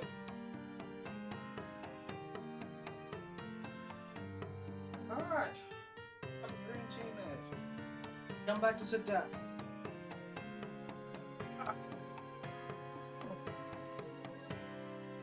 So, I'm back, sitting down. Oof.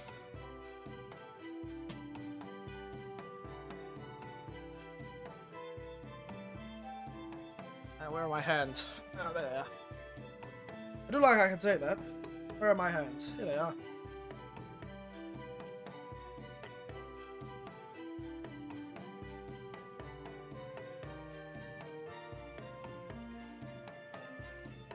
Hands, they're on total. Man, I missed the minute of staring blankly at the audience.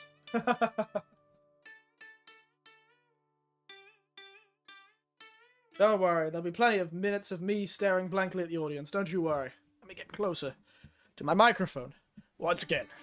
There we go.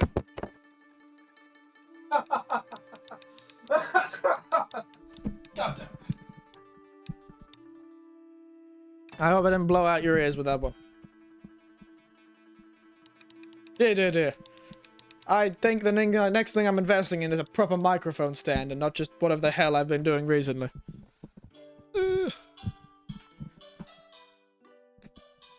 Holding it and supporting it on my hands.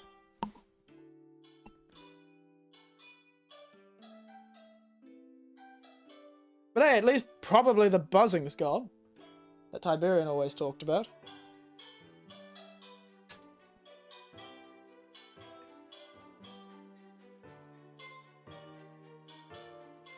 Hey, mini golf and did the arcade games. Oh, it's very nice. You know what never ceases to impress me? What is the tracking? Look, you can even see me bloody stirring my my tea. Huh. That's amazing. Anyway, what seems to impress me is Japanese arcades. They are something else. They are mad. I liked arcades. I do like arcades, but there's just not very many of them in Australia. Even back in the day, in the year of the arcade, in the 90s. Well, I was busy in the 90s. And two, they just weren't very big. Especially out in the countryside where I was living at the time. You wouldn't see an arcade outside of the sort of major centres, and I wasn't in the major centres. Ah, mustics. Delicious.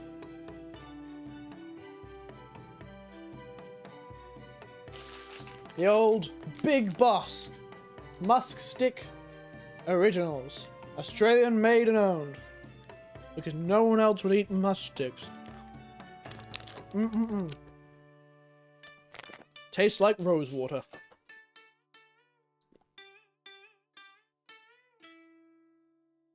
Yes.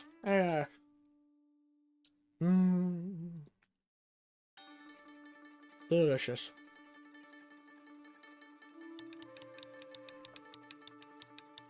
So they've updated. Ugh. What was that? I was just about to talk about that, and it did something. What was that? What alert was that? Just about to talk how I updated, the, stream elements thing. Which means now I can actually get the alerts to work again. So if somebody actually subscribes, I could see it now.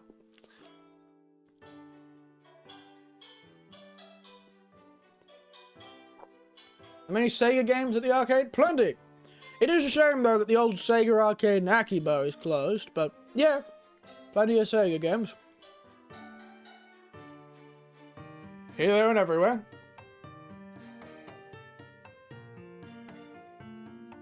But I feel like the more popular games are the various rhythm games. They're definitely more popular. And if Sonic Fighters, I don't think they do. What they do have, though, a new big arcade came out recently, but they've had a smaller version of it, is this, like, Gundam one. It's crazy. This is crazy-looking Gundam arcades. There's so many. There's, like, a Gundam, like, fighter arcade, and those are the coolest one, Gundam.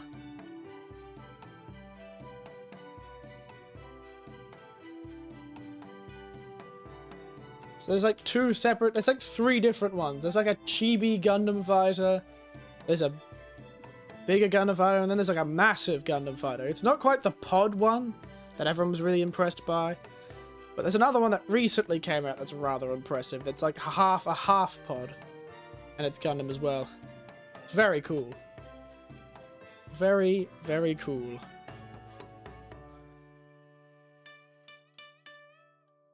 I don't know what they're called, though. I'll have to find a picture of it somehow.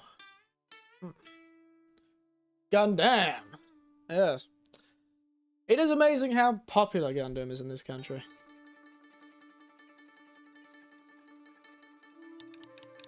Because my nephew brought me those, Warhammer models to start trying to paint, I actually got back into checking out Warhammer stores. So a lot of time I actually checked out Warhammer stores. And weirdly enough, there's a big crossover between what you need to make a Gundam and what you need to make a Warhammer model.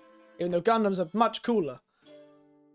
But they also don't work as a... It's a whole argument that happens between people who do Gundam and people who do Warhammer. And Warhammer is definitely a rip-off. Oh my god, it's an absolute rip-off of a hobby to have. If you do Warhammer, I know you either have a terrible financial skills, or you are absolutely loaded, mate. It's one of those hobbies. But, yeah, you can actually use a lot of the same paints and equipment that you'd use to make a Gundam to make, like, Warhammer and the like, so you actually have a lot of Warhammer stuff around. It's not as much branded Warhammer stuff, but stuff that can be used for Warhammer. It's quite handy. But good god, some of the Gundams you can see. Tier list for next stream. Gundam tier list, Gundam. Hobbyist tier list, like model maker tier list. Gundam, Warhammer. Other Warhammer game ones like war paints and stuff like that. Do a tier list. Who knows? But some of the Gundams though are crazy, and yes, they're way cooler than anything the Warhammer guys have. Or at least they're articulated, and they're all plastic, but they're articulated. But then you realize Warhammer is first a war game, second a model hobbyist thing. Like people who make Gundams do not make Gundams and then put them on a table and start fighting each other. That's the thing about Warhammer, unfortunately. You can't have really cool articulated models because they need to be easy to build for like big map war games that you have to do for Warhammer. That's the problem about it. So it doesn't really match. Like a tier list for 2030 gear. I'll put that on the list of things. Wait a second, let me open my 2023 game tier list. I'll put it at the top actually. 2023 game tier list. I forgot about that, J Hank. Thank you. I'd forgotten. Put it on the list. It's on the list now. I've currently got 4 stream ideas which will last us a while. 2022 game tier list. Boomer Shooters. Chiller's Art. Exit. The Exit 8 horror game. I need to make sure it's Exit 8 so I actually remember because I will forget. Warhammer Dark Tide is pretty fun. I've heard it's pretty good. I'm kind of excited for the new Space Marine game, actually. I quite enjoyed the first one. It was very, very stupid, but I remember me and my nephew had a good time. It was back when he was younger, and we passed it back and forth. They were like, I got this new game, it's Warhammer, because they had been quite into Warhammer at the time, and I had seen it before, and when they were dabbling in it, I dabbled in it a bit. But yeah, it really wasn't quite my thing. Though recently, YouTube, at the last 3 months, essentially, YouTube has been absolutely bombarding me with Warhammer content. I don't know why I suddenly decided I'm going to be into Warhammer, but hey, it's good advertising. I am now wanting to do some Warhammer. So, they got me. The advertising got me. For the power of YouTube advertising, technically. It was more YouTube suggesting a heap of videos about Warhammer, and I was like, oh, actually, it seems like kind of fun. Maybe I should do some Warhammer.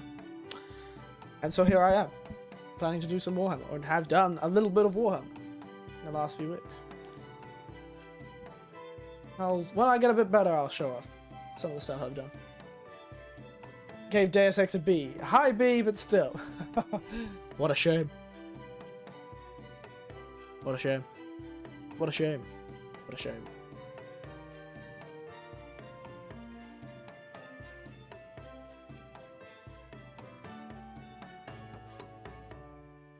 Damn, I was hoping I had the pictures. What a shame. Really quickly accessible. What'd you give Everhood again? I actually recently was watching a bit of my own Everhood stream. For some ungodly reason, I don't know why. I really liked that game. If I went back to that tier list, I'd probably put it higher. Everhood, I mean. I really liked that game.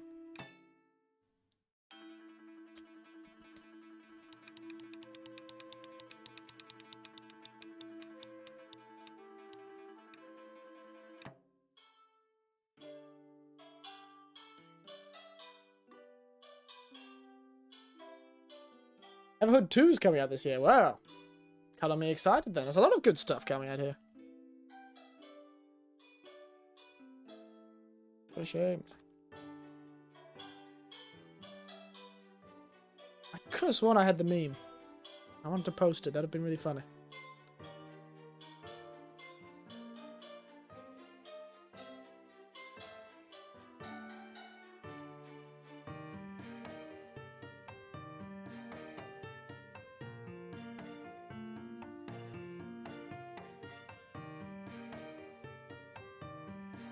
Wait, you killed my sons. Kratos. What a shame.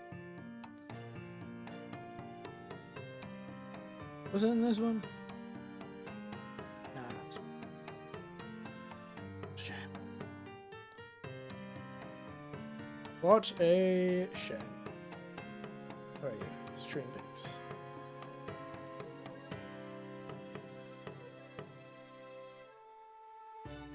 There he is. What a shame. What a shame. What a shame. I can't actually remember what I did with a lot of the stuff. Let me go to my own stream and see what the tier list was like.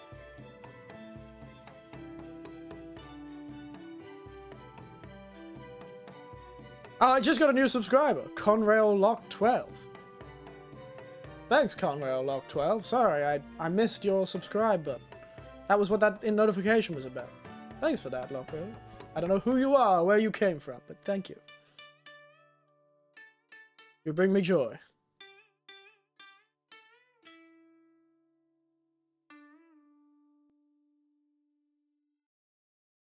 Now, well, be right back for a good minute. A good minute, as opposed to a bad minute. Now, where am I? What was my tier list? I did not play many games last year, did I? I feel like I haven't played as many games last year. When did I do the tier list? Tier.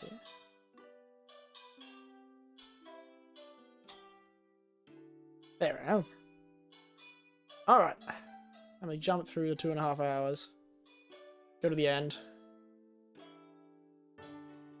Why did I look like that?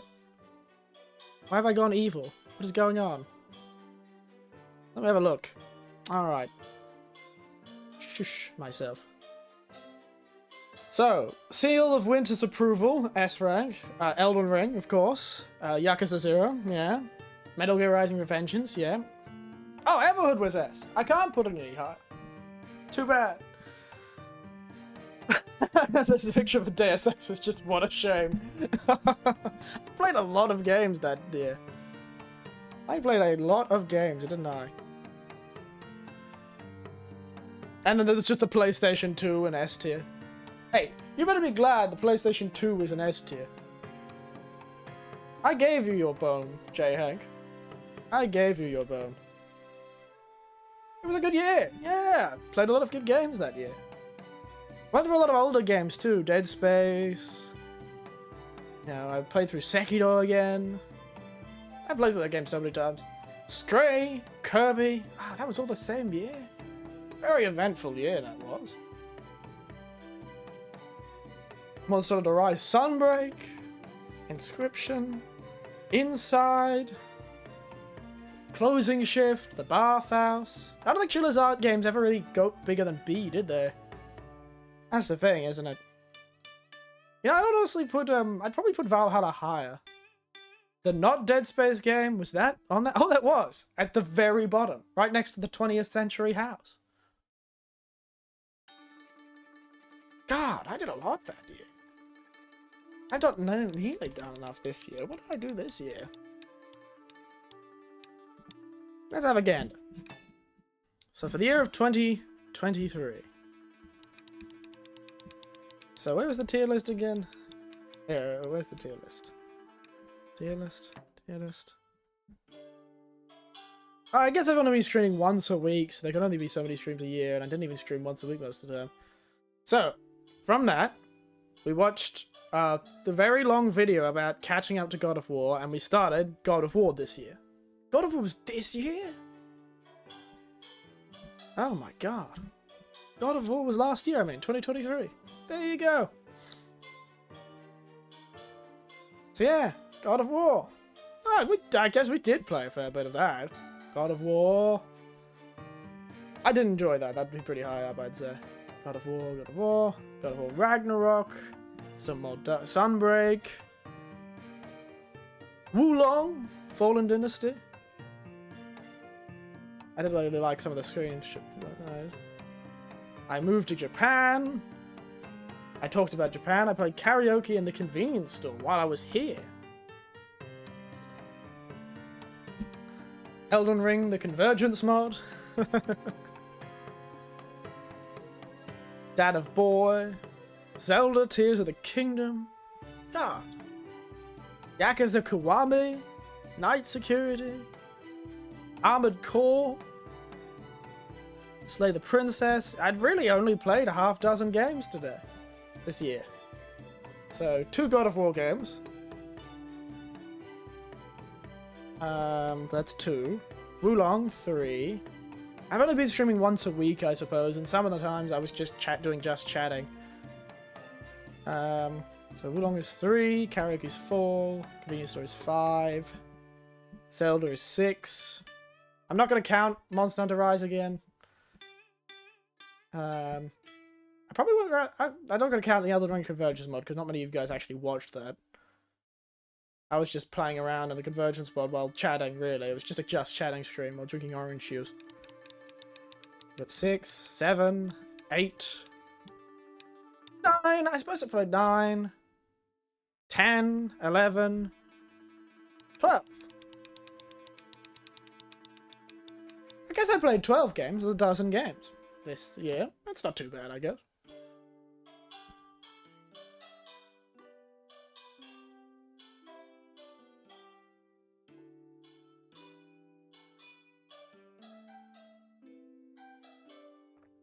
Okay, 12 games is more respectable than I thought. It just feels so short. I've been so busy this year. The time has just gone so fast. I've been the night security. I've been the karaoke in the convenience store. I've been the parasocial. Wait. I cannot believe the premise of that game, though. The parasocial game was so mad. Do you remember the premise of that one? So she was a VTuber, which was funny. But then, one, she was using a terrible program that revealed her face. And two, it wasn't like a malicious hacker. Well, it was a malicious hacker, but like the hacker was like her ex-boyfriend's brother or something like that. Like, in the end of that story, didn't it turn out like everyone in her life that she had just met randomly were in fact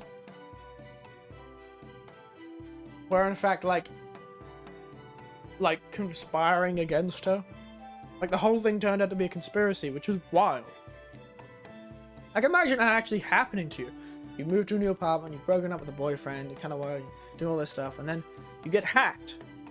And then, well, one, she was stupid. She opened a random exe from some random human being. Never do that. Never do that, unless you know how to run like a virtual machine that can block off any malware that tries to attack it.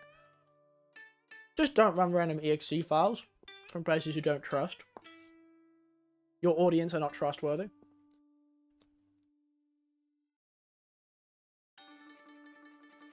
No, not security issues and everything from stream. No, that's yeah, parasocial. But and so she did that and got hacked and threatened and all that sort of thing. And then you have that whole like getting stalked thing, and then like the police officer and the landlord and all that sort of thing turn out all to be related to her ex-boyfriend. They're all like family members, like cousins and aunts of her ex-boyfriend, and they're all in this big conspiracy to make the ex-boyfriend be able to come in and swoop in and save her, and she's happy again, and it's mad. I'm mad if that actually happened. You would never be able to trust anything your whole life because an actual conspiracy happened to you. That's an actual conspiracy. Like, everyone you met in that situation, beyond your own friend, was in cahoots with an abusive ex. That's just crazy. That's crazy. What a shame.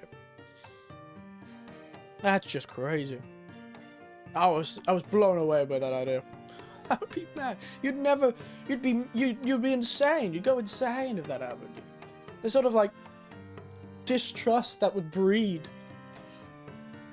Because over like a 2-week period, everyone that you met was linked to this conspiracy, convincing you that nothing was wrong. Or that they were helping. Oh, it's crazy. It's crazy. That is crazy. There you go. What are those things, huh?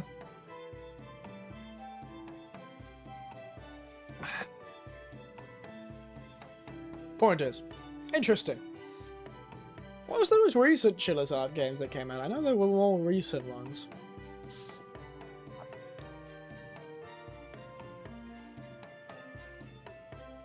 There were more recent Chiller's Art games, weren't there?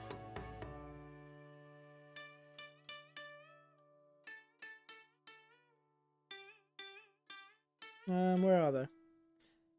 Chiller's Art. Chiller Art. So what was the most recent one? November 1st, The Kidnap. Grandpa, what are you doing live streaming? Nothing. I'm doing nothing suspicious. I don't know why you're accusing me of anything. I'm just here drinking tea. Chewing on some musk sticks. It's very delicious.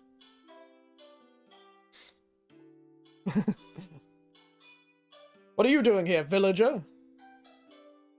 Why are you watching my stream? Oh. See? Could go both ways. Tea certified, yes. Very good tea. Australian botanical tea. Made with wattle seed. Very nice. Australian only.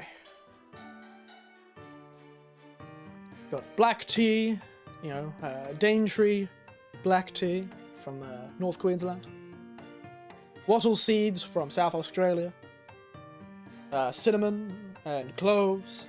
That's very good. I would suggest it. We were just talking about, what games I should play now I've actually got a functional computer. It's been a very long time since I've been able to stream, Villager. This is my first stream in a long time. 3 months to be exact. But yes, the point is, never opened it from chat. We're just talking about Parasocial, the Chiller's art game, where the lady was a VTuber and stuff like that. Really, it's tragic. She should have used a program that doesn't show her face. Really, it's a rookie mistake, really. I remember back in the early days of VTubing, a lot of people used those sort of programs, which actually just put a filter over your actual face. So if the filter broke, your face would appear. Crazy stuff.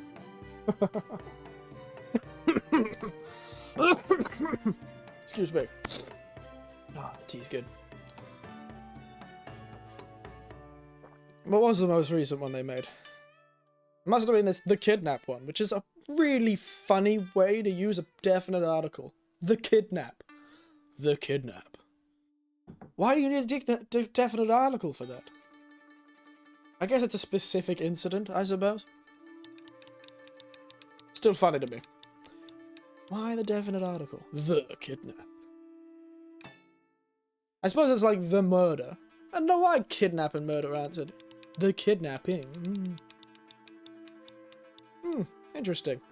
English is a funny language, but this must be the most recent one. Oh no, we have this one on December. Chisatsu. Which just means suicide, doesn't it? Chisatsu means to kill oneself. Chisatsu is a Japanese found footage mockumentary horror game. Mockumentary. Not the word I'd want to put with a game called Chisatsu. Seems like not ideal. Also, why did they go with Chisatsu? I guess they weren't actually probably allowed to call it suicide. They may not have been allowed to use the word suicide. To translate into English. The word suicide. That's fascinating. Google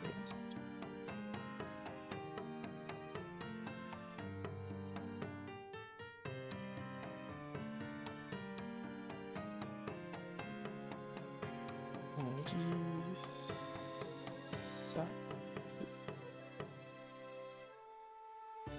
Yes, that's what I thought. Jisatsu. Oh yes, my computer is still half in Japanese, rather hilariously. Half my stuff is still Japanese. I don't know why. I just can't change it. And I won't even change it, let me change it to US. Display language is English Australia, but still half of it's...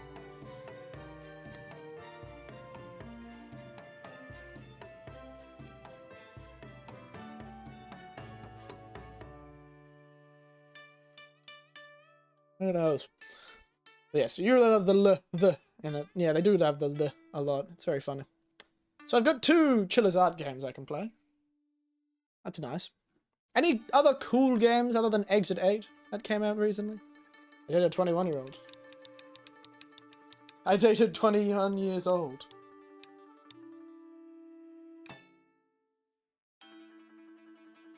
Very different. It is that is the magic of English, isn't it? I dated 21 years old. I dated 21 years old. It's a very particular hyphen there. 21-year-olds.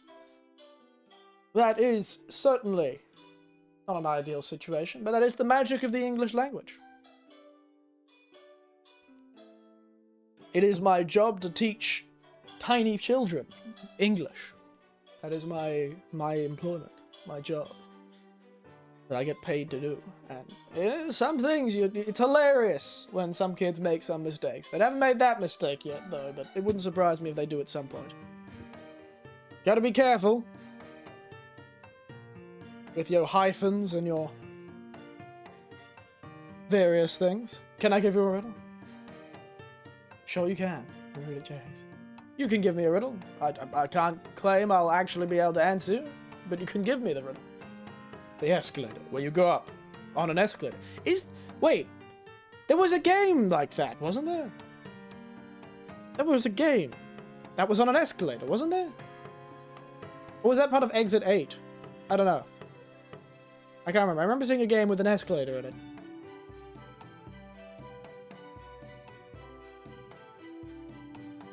Oh, my nearby child is not very happy. What makes the most drop, but don't go up?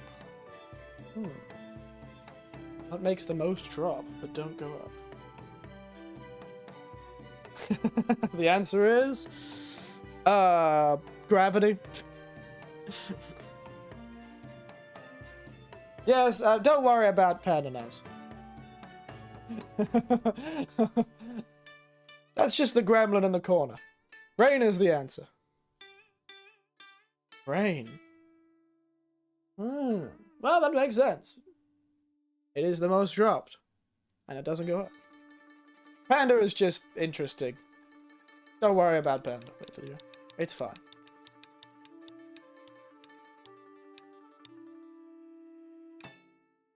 I know out because it falls out of a cloud. It does. Technically, gravity would have caused the rain to fall, but I know it's not the answer because it's not talking about gravity, it's talking about the rain itself. Ooh. Good old riddles. I'm always a fan of riddles. I've never been very good at them, though. So it takes a sort of lateral thinking that I just do not have. My brain's far too focused and disorganized. I don't know how those two words work together. They seem to be opposites of one another, but understand that I am both too focused and too disorganized to be able to understand what the hell anyone's talking about when it comes to riddles. Yes. When does that game come out again?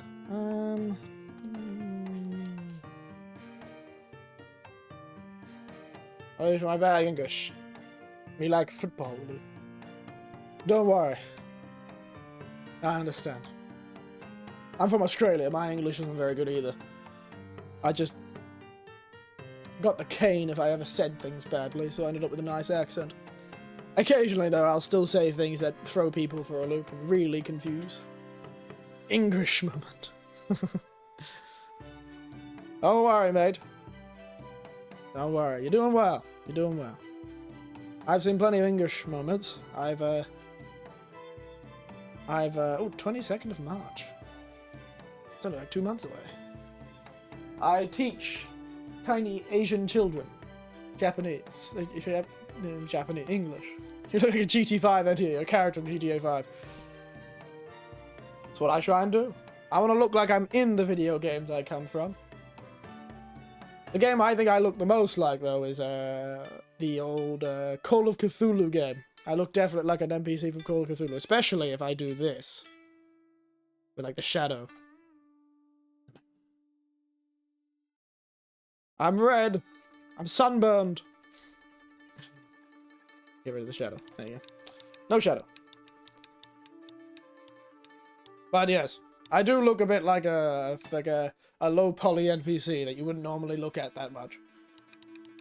But I tell you, there's a compliment. I like this mod. It's got hands. Hello. They look a bit weird, so don't worry about my weird noodle hands. My fingers do not have articulation. They only have roundness. They just bend like noodles. Hand moment. But they work in... I can't do like, yeah, peace. What can we do? They're not great. But I can point at myself. But it's me. I'm the coolest. Okay, get out of my chair. Get a car and fire away.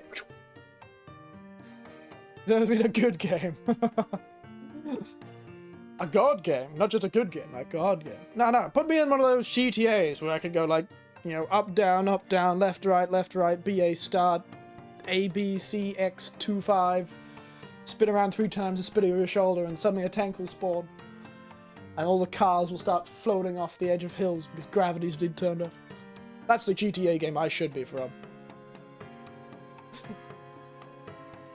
I need to be in the one where you can, like, turn off gravity and then fire a tank and fly into the distance. Like, by using the backblast of your own tank rounds to make you, you know, take flight. But this guy, GTA 6. Yes, I'll be in GTA 6. probably wouldn't... Putting me in actually, no, don't put me in GTA 6. That'd probably make the development time another 5 years longer, because I'll cause some terrible glitch where I kill every NPC randomly. Or every NPC just turns into me, and then they have to, like, put the thing in development hell for another 5 years, and no one will ever see it again. Erica, Metal Gear Solid. Yeah! I'd take a Metal Gear Solid. That'd be fun. That'd be really fun. Nom nom nom nom. Nom nom nom nom. Michael, when he's 80 years old. Michael wishes he would grow a beard like I can, and had this luscious hair. The man's gonna be bald by the time he's 37. I think he's like 50 or something like that. One day, Metal Gear Solid 6 is gonna shadow drop, and Eric is gonna be the second Raiden. Yes, me. Raiden. It's time to let it rip. I don't know how to do his accent. Doctor. Turn off my pain inhibitors. That was a funny game. Doctor. Ah, what an edgy man. Truly. I really think he's Michael from GTA 5.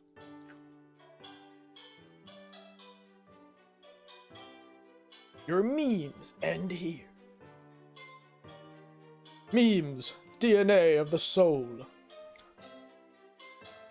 Michael from GTA 5. You know. I wish I had as much money as Michael from GTA 5. That fellow was... I know he did a crime to get all that money, but God. He has a nice house, a nice car, a family that hates him because he's a miserable son of a bitch. I will explode. Fakes back at the first swing. I'll swing the sword once and my bones will turn to dust. Be like, rules of name. Like this music was going, yeah. And it'd just be silence as I just turned to a pile of dust on the floor.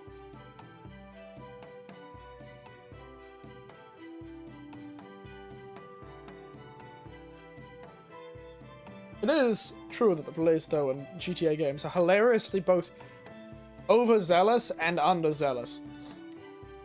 Like, you've called in the military, and all you're gonna do is chase him for like 15 minutes until he hides in a bush, or drives up a mountain, or blows up enough of you that he's invincible.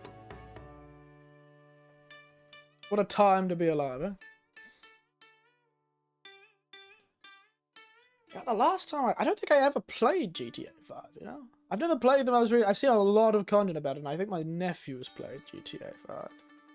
So I know a lot about it from that. But I actually have never played it myself. I've only ever played the PlayStation 2 GTAs. The PlayStation 1? Was it the PlayStation 1? The police don't care, but if you bump into an NPC, the police will kill you. That's right, you got personal space.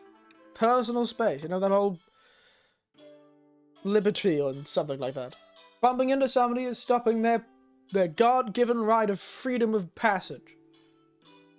Don't have a laptop or any gaming. I don't have a phone.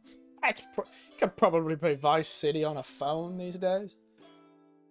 It probably fits. You could probably play Vice City on a phone. Or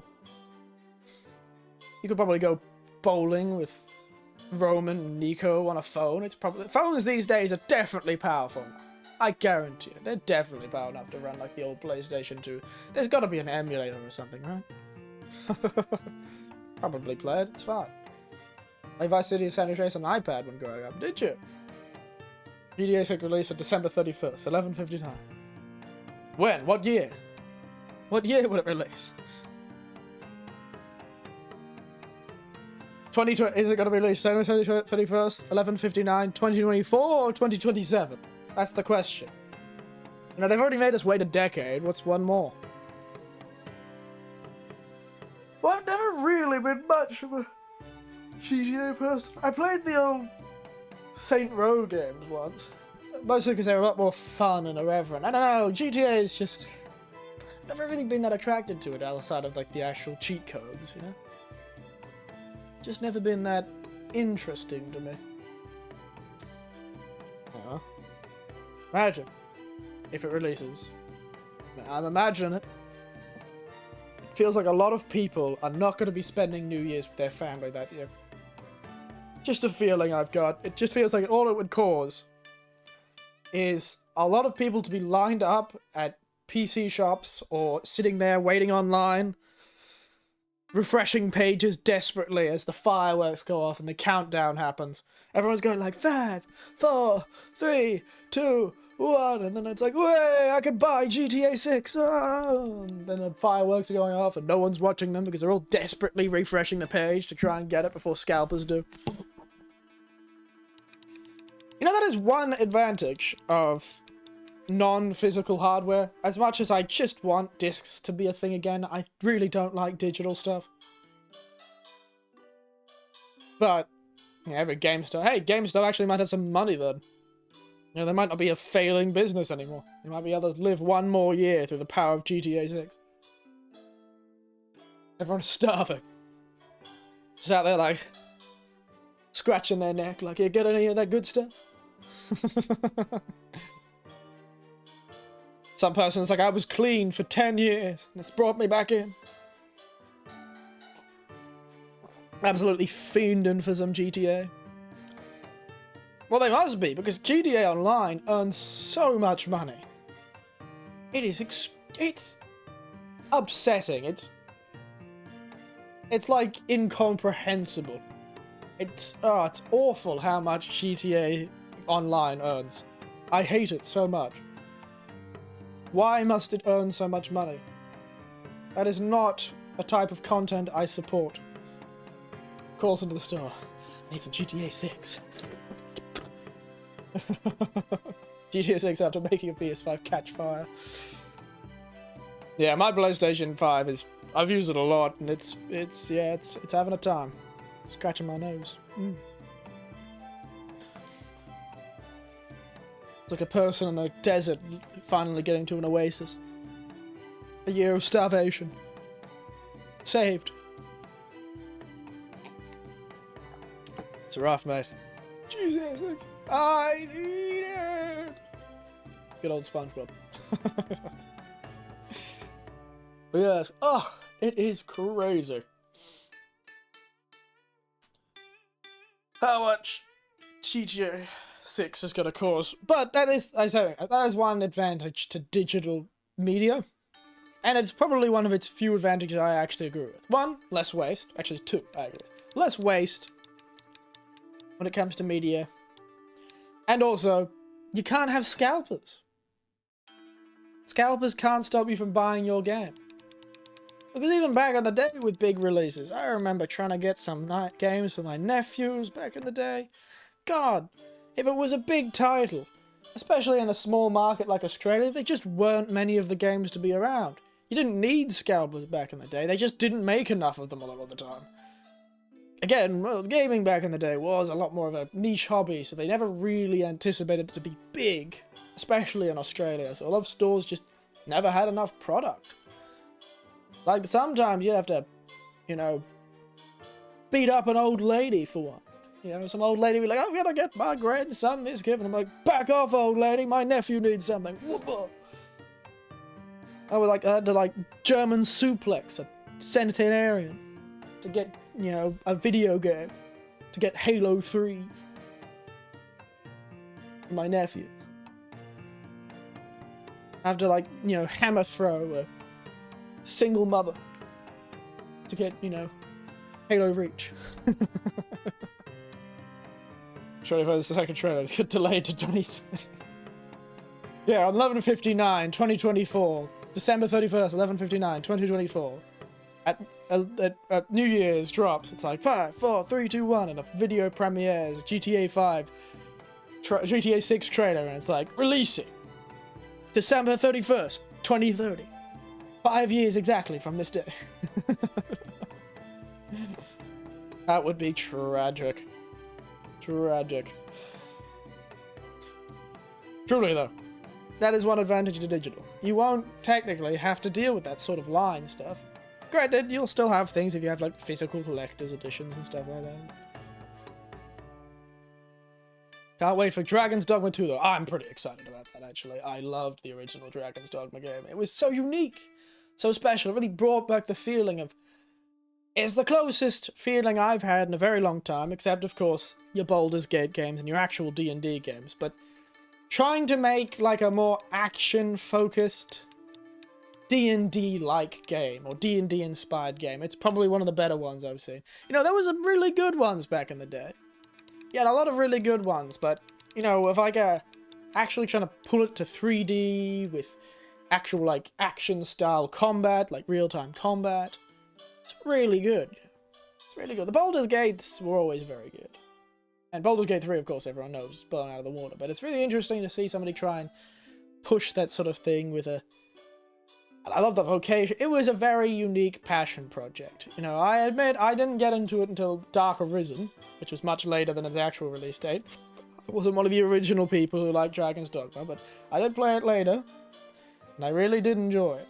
It just had so many unique ideas, and I think with more of a budget, they could really pull something special out. So I'm pretty excited for that. March 20th? March 22nd or something like that? So it's not too far away now. And just after, in March, in fact, that weekend, on March 22nd, I have a lot of free time. So, you know what we're going to be playing? We're going to be streaming the absolute hell out of Dragon's Dogma. I wonder if my computer will be able to handle streaming and playing Dragon's Dogma at the same time. We'll see. Dragon's D's Dogma 2. I'm pretty excited for that game now. I am. Let's look at the game releases this year, actually. So let's have a look. What game releases we're thinking about? What have we got? Game. Maybe I'll pull up a list. We can look at it together. Game releases 2024. Okay, Eurogamer. Let's go with Eurogamer.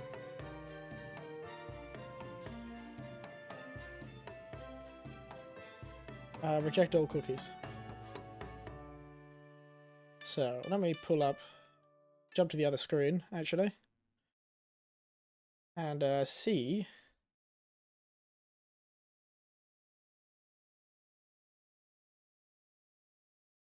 Reject all. That's what you always should do. Reject all their damn cookies.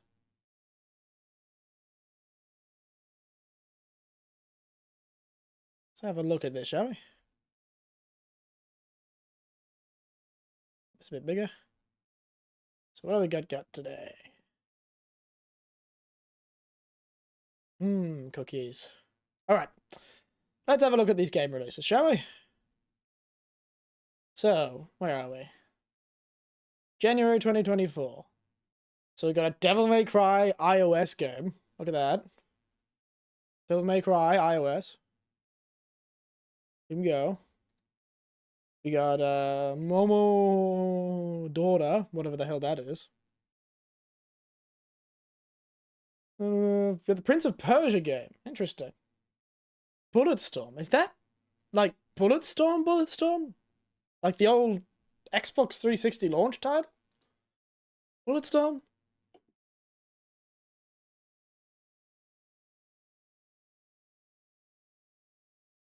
Yes, it is. It is the old Xbox 360 title. They tried to port it to VR. There you go. And the article they've linked is Bulletstorm VR really as bad as everyone says it is? Oh dear. Not a good start. Immortality? I wonder what that's about.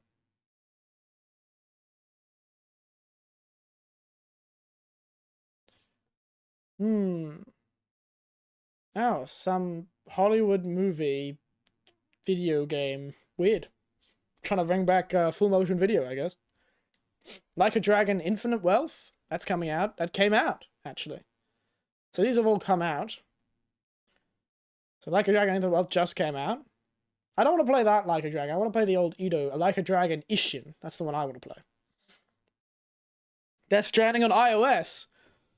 What? What do you mean, Death Stranding iOS? What does that mean?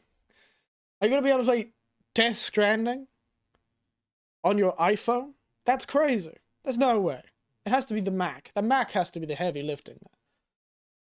Death Stranding, Blaze Blue, that's a fighting game. One Punch Man, I don't know what that is. Poppy Playtime, Chapter 3, everyone. Ooh, Poppy's Playtime, Chapter 3. Everyone excited for the next installment of Poppy's Playtime? The game that should have just made a whole game instead of making one chapter, or made one chapter and then made the whole game instead of releasing. I don't understand why horror games like releasing things in chapters. Poppy Harlow, no, Poppy Playtime.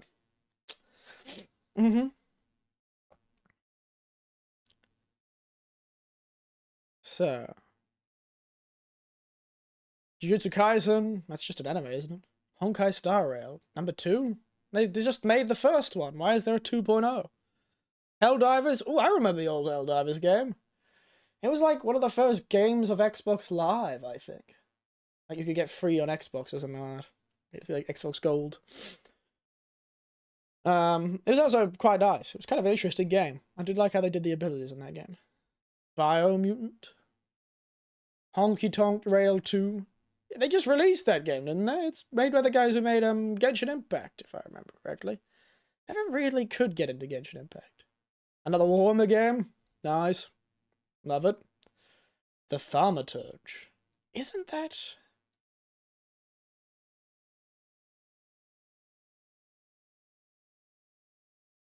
Thaumaturge. Yeah, who was this made by? I feel like I recognize this. Oh, they had a trailer for it in the Game Awards, I think. Looked interesting. Looked kind of interesting. Last Epoch. Last Age. Interesting.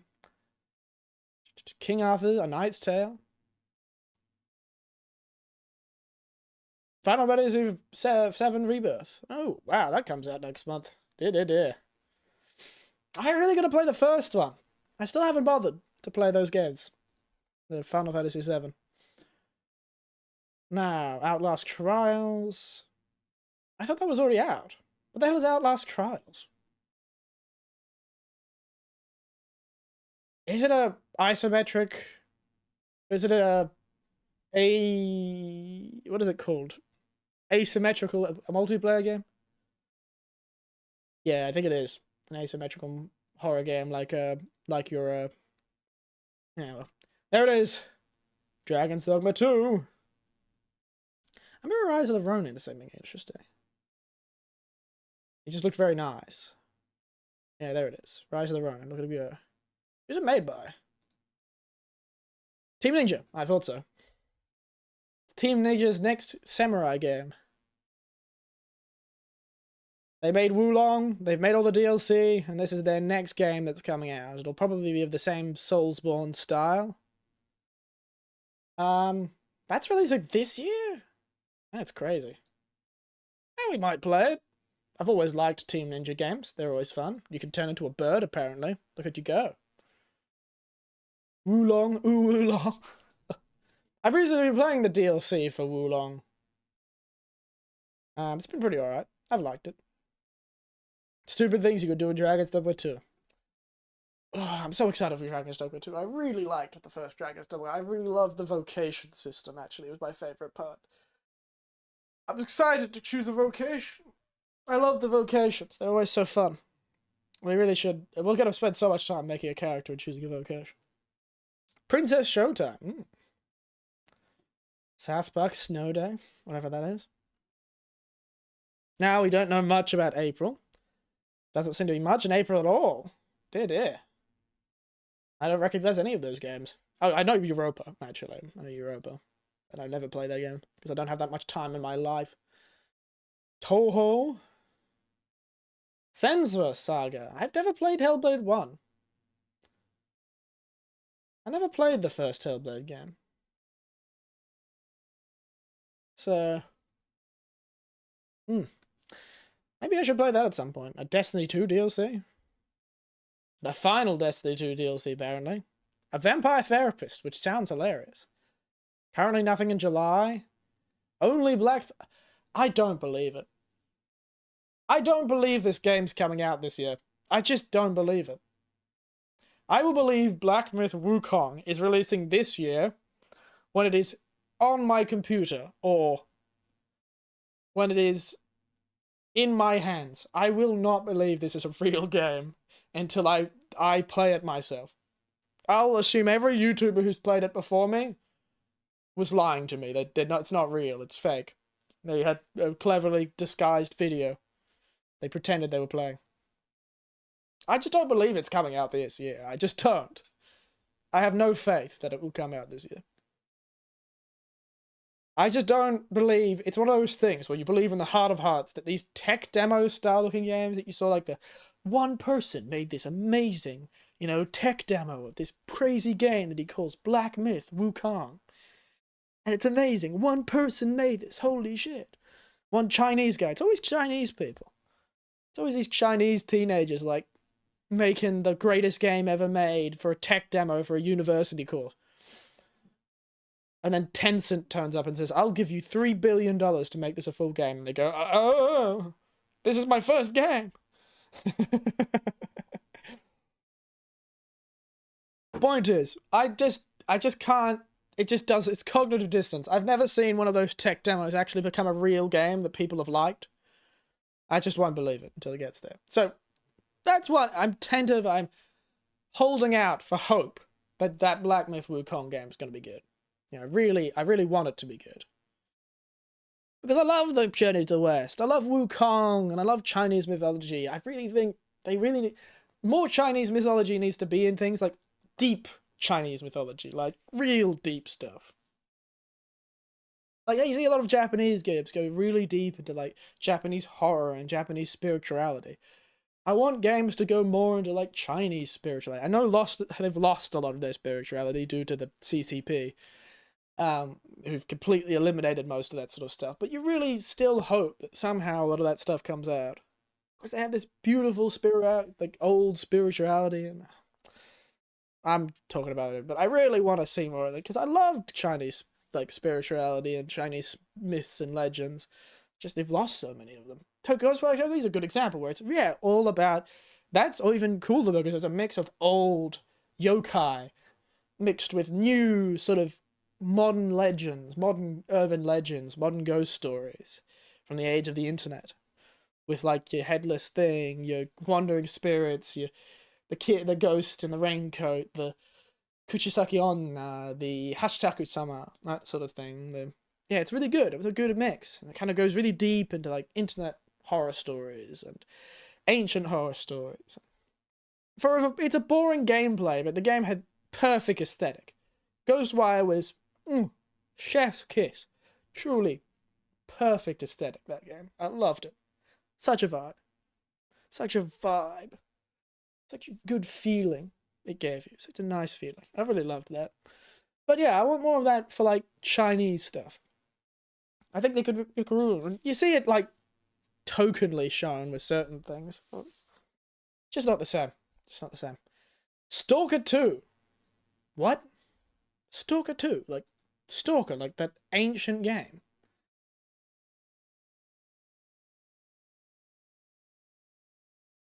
Yeah, it is. Stalker 2. Didn't they have a Stalker 2? How many Stalker games were they? Shadow of Chernobyl. Based on a book, from what I've heard, actually.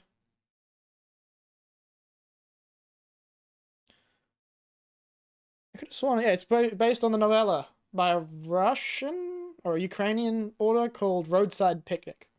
Really interesting book, actually. A really fascinating book, Roadside Picnic. Yeah, it had 2. There was 3 games already. You had Stalker Shadow of Chernobyl. You had Stalker Clear Sky and Stalker Call of Pripyat. Those are some old 3D games. Back in the day where 3D games were really weird. It was weird. It was like something more similar to, like, the old Fallout games where it was bizarre and thing, but it was a first-person game. Ah, yes, there it is. Warhammer 40k. Space Marine 2. And literally nothing. That's all games that have no specific release date. Oh my god. I actually kind of think interested to see what they do with that. It's just my favorite boys on it. I want a video game where I can play as my favorite boys. My favorite group of Space Marines is the Salamanders, because I am nothing if not boring. Good old Salamanders. I am both a pyromaniac and raised as a good Christian man. So, humane, Pyromaniacs is definitely the way I want to go. My salamander boys. Oh well. Alright. See what games haven't actually got a release date that may come out this year.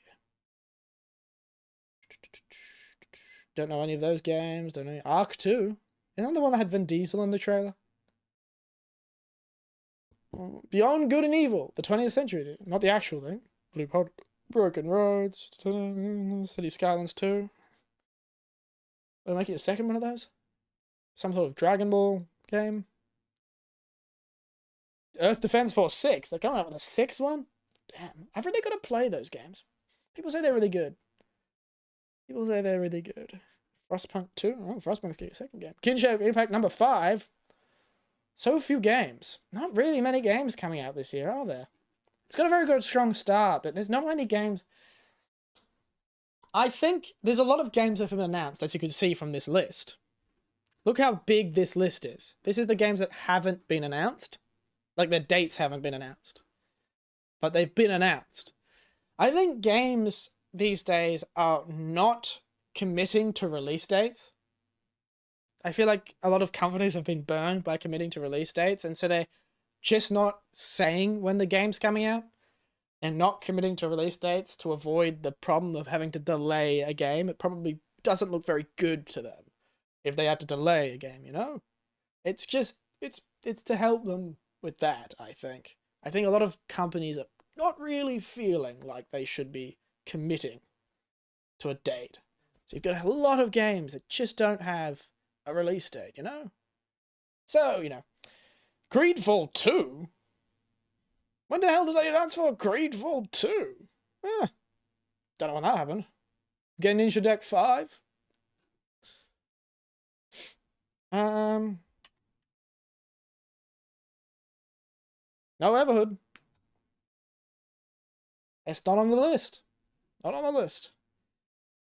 It's probably not an exhaustive list. There may be somewhere. We can look it up. Kingdom Comes Delivered. Little Nightmares 3. Lollipop Chainsaw. Huh? Isn't that like a Xbox 360 game? Paper Mario, The Thousand Year Door.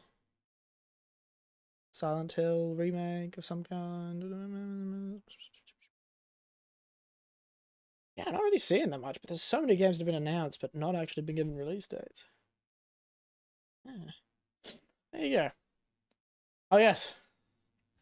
Vampire Masquerade, The Bloodline 2. That's never going to come out. That got delayed like ages ago, and I just don't believe it's coming out again. It's another one I don't believe it's coming out.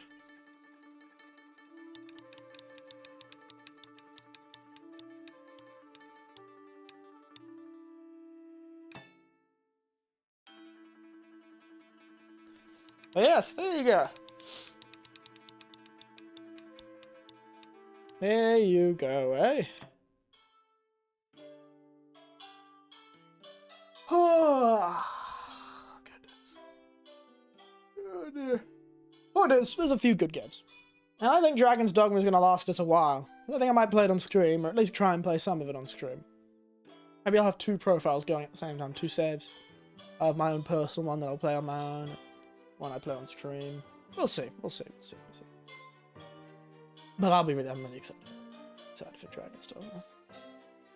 Dragon's Dogma, Warhammer, a few other things. I think we got a good year. It's not many games actually announced time-wise, but I think we got it.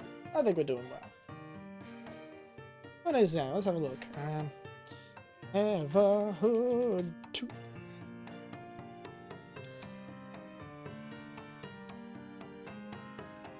No, there's no release date for it currently. It's just coming soon. Unfortunately. Just coming soon.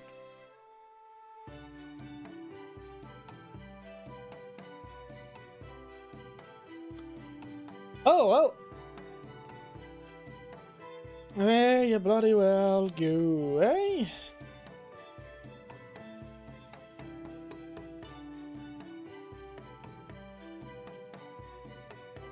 We will have to see. Alright. Oh dear. Ah. How many? It's 10:40, so I was at 3 hours. Let's go for another 20 minutes. I'm still waiting for mod support for Starfield. Be waiting a while, I think, mate. I think you'll be waiting a while. Anyway, give me a moment. I need to fulfill some responsibilities upon the porcelain throne. Unfortunately, I don't have fancy text anymore, so you'll have to deal with the normal thing. No gay times yet, but we had gay time in our hearts. It's true. Truer words have never been spoken. For a moment, let me run off. I have some responsibilities upon the porcelain throne. Back in a second.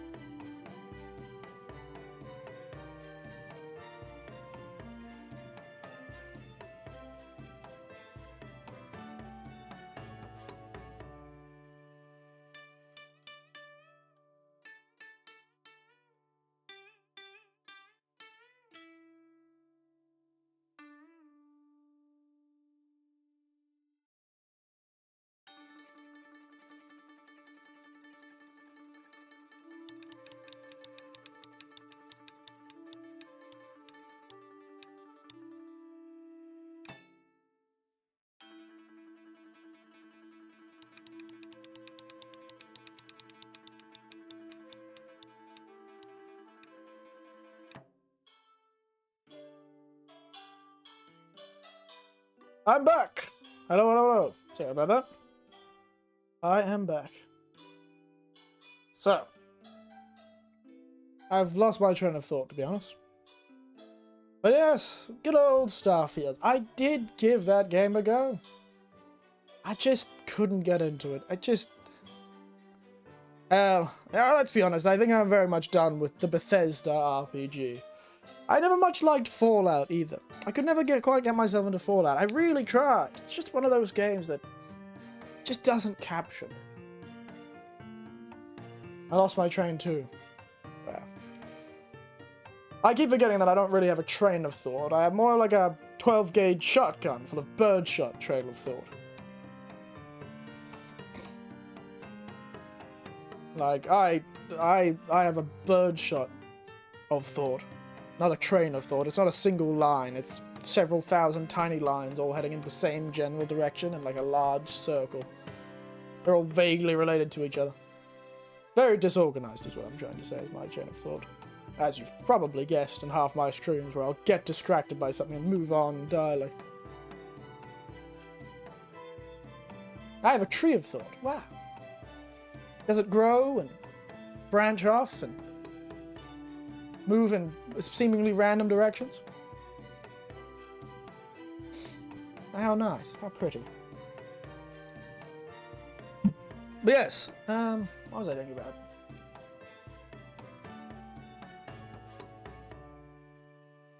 I forgot what I was talking about.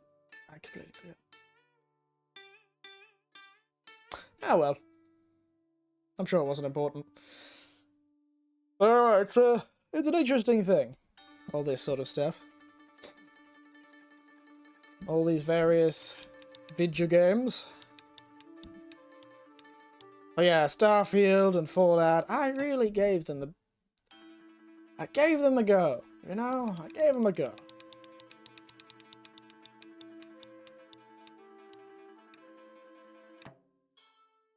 Now at 15%. Well, it has almost been 3 hours. 3 hours of watching a stream would drain your battery quite quickly.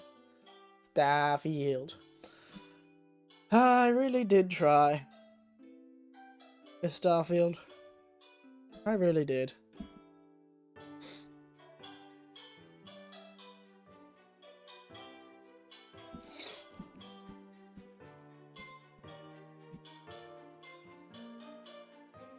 But I just couldn't get into it.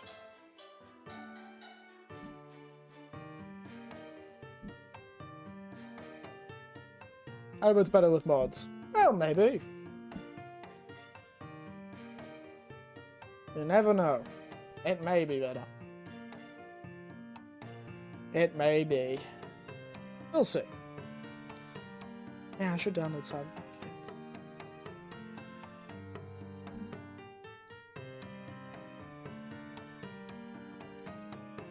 Yeah, I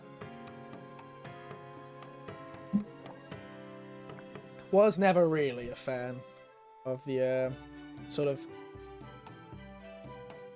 Bethesda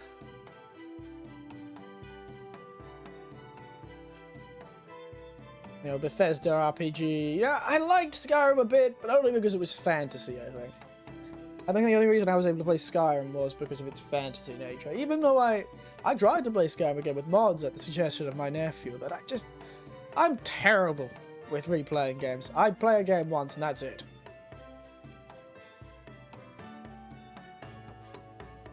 Well, it's all drop Starfield projects since it's in their words it's so boring. Well, without proper mod support, it's hard to make really creative projects. Like, you could add textures and all that sort of thing, but I tried. I'm terrible with replaying games. Like, there are certain things I can rewatch, but I can count on my hands the pieces of media I can rewatch and replay. And it's fun games is none of them, I'm pretty sure. I've replayed a few games, but there's only like a few books and a few TV shows that I rewatch. There's like a few old Feast novels and Lord of the Rings that I like to reread. There's a few. It's tough. It's tough. It's hard to change a game at the core of a game with mods. Starfield is very boring at its core. That may be an issue, yes. That is true. That is true. And it would take a long time for modders to get skilled enough with modding to change the core in any significant way.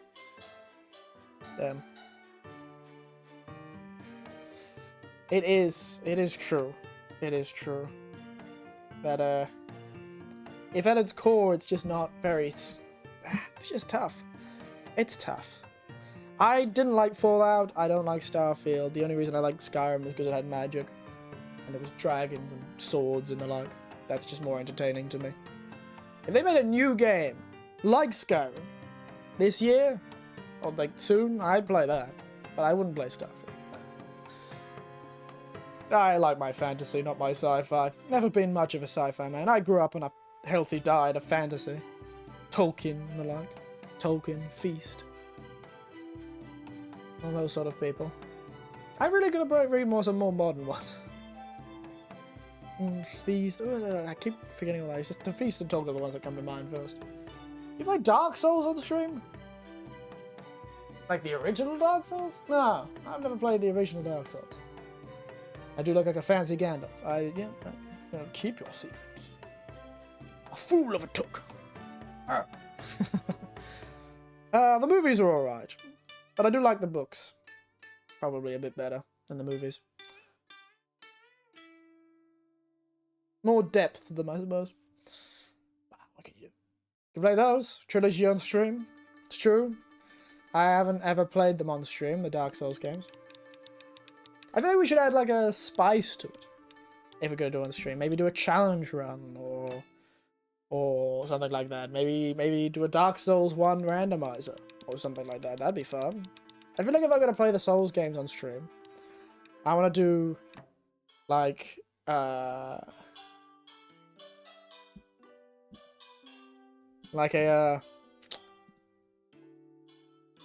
Elden Ring. What's up? Bloodborne? Yeah, it could be a good one. Bloodborne. That one we'd have to do a challenge run on. I was thinking of playing Bloodborne again recently. Because you can play it backwards compatible on the PlayStation 5. And charge my phone. Don't worry, Panda Dives. I think in the next 10 to 15 minutes we'll be finishing up. As always, I am weirdly strict on the 3-hour time limit. Yeah. See you later, Panda. Good to see you. Thank you for coming. And I'll see you next time. For next stream next week. It's good that you all came by. But yes, continue what I was saying. I feel like if I was to do the Dark Souls games, I'd want to do like a modded run of some kind. I kind of have always wanted to do one of those randomizer runs. I think that would be very funny. Maybe even one of those fog wall randomizers. You know, the ones that are like teleport you every time you walk through a fog wall. I think that could be fun. So, maybe we'll try one of those. Do that on stream. Do like a randomizer for all of the games. Or a challenge run, just a normal challenge run. I don't know, make like a Eric Winters character we have to play in every single one of the games. Like a single style of build. It's slightly challenging. And Bloodborne, yeah, you can't really do mods on that in Bloodborne. But yeah, if we're gonna play Bloodborne, we'd have to do something weird as well. I'd love to do just a normal playthrough, but I really feel like I need to get some mental stimulation from it, something to change it up. I'll look it up. It'll be interesting though. I'd like to play something. A randomizer is a fun and challenging idea. I really like the idea of a randomizer. Now I can't decide if it's like a full randomizer. Should we go for just item randomized? Should we go for enemy randomized and item randomized? Or just enemy randomizer? Or do the full randomizer? Enemy randomizer, item randomizer, fog wall randomizer, where we teleport everywhere and everything's in the wrong place. That could be fun. But we'll see. We'll see. Maybe an enemy and an item randomizer would be the better one. It means I could maybe get it done within a reasonable few streams. Because like a playthrough of Dark Souls doesn't take as long in your second playthrough. So a randomizer adds a bit of spice, it makes you check corners. And find items, just in case. Yeah, that sounds like fun. I'll put that on the list. I'll put it on the list. Souls randoms, the stream idea list. Souls game random. I've always wanted to play one, but I don't think I'd enjoy it as much on my own. You know? I don't know if I'd enjoy it as much just by myself. I think it would be funnier and funner if it was like, you know, with an audience, with people to talk to, kind of react to about it, you know? So that's a good idea. It's a good idea. I might do that. Randomizer. I actually did download an Elden Ring randomizer. Like, planning to actually do an Elden Ring randomizer, but it might be nice to go back to the old Souls games. I've always wanted to play Dark Souls 2, actually. Is there a Dark Souls 2 randomizer? Randomizer.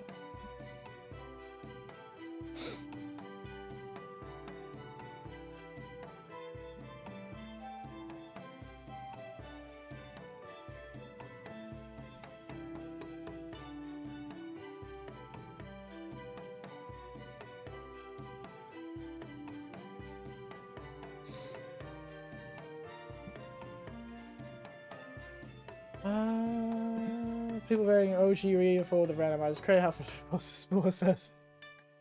Yeah, that is pretty funny.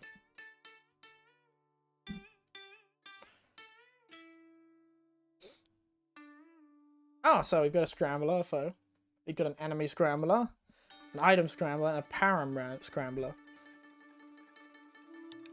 The param randomizer. I've watched a param randomizer, parameter randomizer. That is crazy. So, parameters are essentially values that the game uses to do things.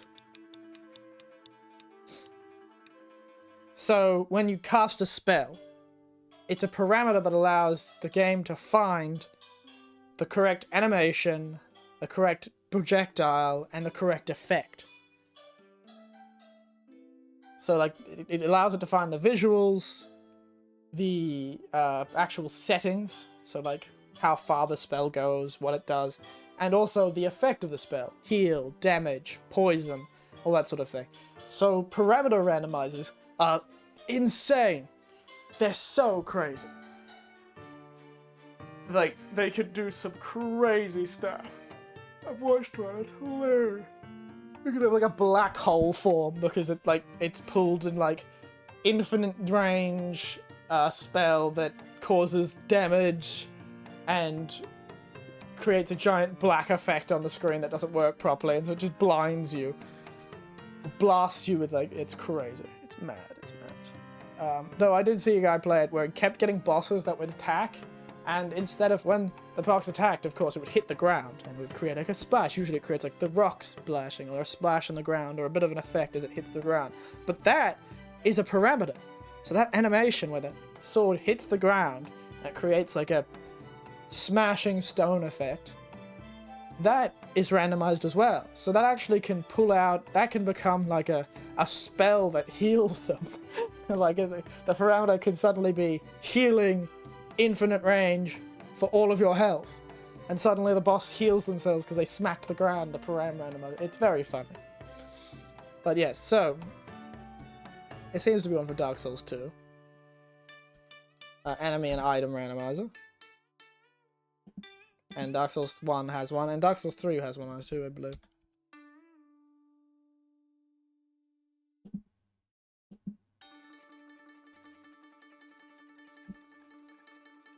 Which could be fun.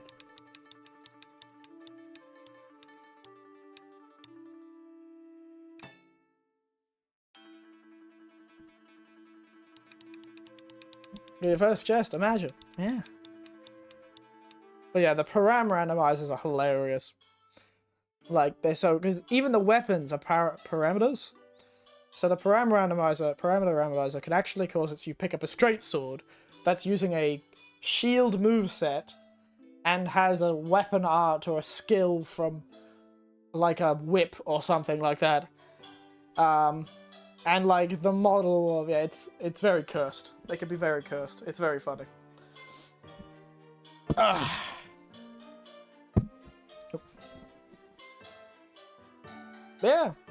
I'll put that on this. That sounds like a good idea. We'll start on Dark Souls 1 and do like a whole series randomizer run through of some kind. I don't think Dark Souls 1 has a param randomizer, so we might just do enemy and item. That might be funner. Enemy and item randomizer. So that might be funner. Dark Souls 1, enemy and item randomizer. Then Dark Souls 2, enemy and item randomizer. Dark Souls 3, enemy and item randomizer. I think that'd be good. That sounds like a good series of things. And if we could get it done faster, because I've played the games before, I know where to go, what to do. Might be fun. We'll see.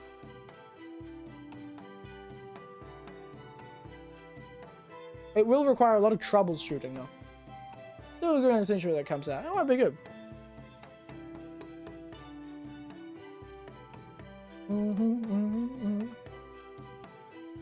But yeah.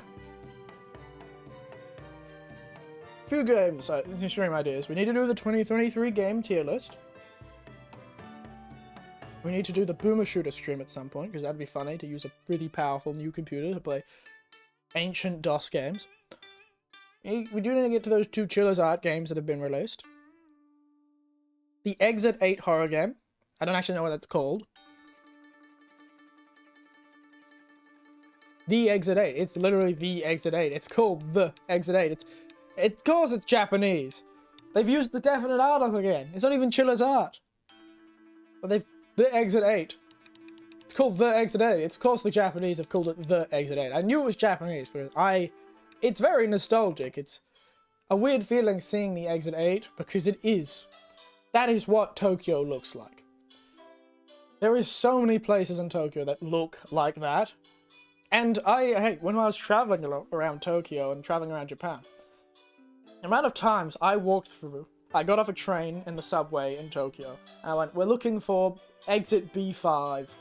And you walk genuinely 10 minutes through a winding passageways of underground tunnels to suddenly emerge 3 blocks away at a different train station. It's crazy how long and crazy the tunnel is, and it really does, like when I saw a short clip of people playing Exit 8, it really is like that in Tokyo. It's a very Japanese experience. The subway in Tokyo with these long tunnels and very sterile look. It's just so real. The Exit 8 that directs you to the pound, where you can visit the karaoke and the bathhouse, or the convenience store. Yeah, no, it's good. I want to play it though. It's only $5. Crazy.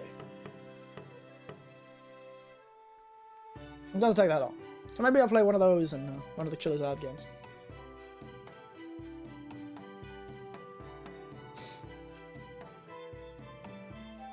But yeah, there you go. Oh my god, you're still alive! Hello, Jack! And Andy, I am still alive. How are you all doing? How have you been in the last 3 months? How have you all been? Have you been good? I hope you've been good. I know you were Captain Jack before I stopped streaming for like the 3 months when my computer broke, but I feel like it's funny to think that you weren't Captain Back before. You were like Corporal Jack or something, and you've gotten a serious promotions in the last 3 months. That you died in the field of combat and you've been posthumously promoted. And all that was left is, hey Jack. Oh, we're still missing Cardbox, but yeah, he doesn't count up as often, so that's fine. He'll probably comment on the stream afterwards. Yeah, we still got Mech. Still got Mech. Ah, well, yeah, don't actually. Yeah. It's good to be back, though. It is good to be back. I am very glad to be back. We'll just talk about various things. We've got a few ideas for streams I should do in the future. Finally do the 2023 game tier list for the 12 games I played in 2023. Maybe use my brand new, fancy, powerful computer, really test its limits by playing...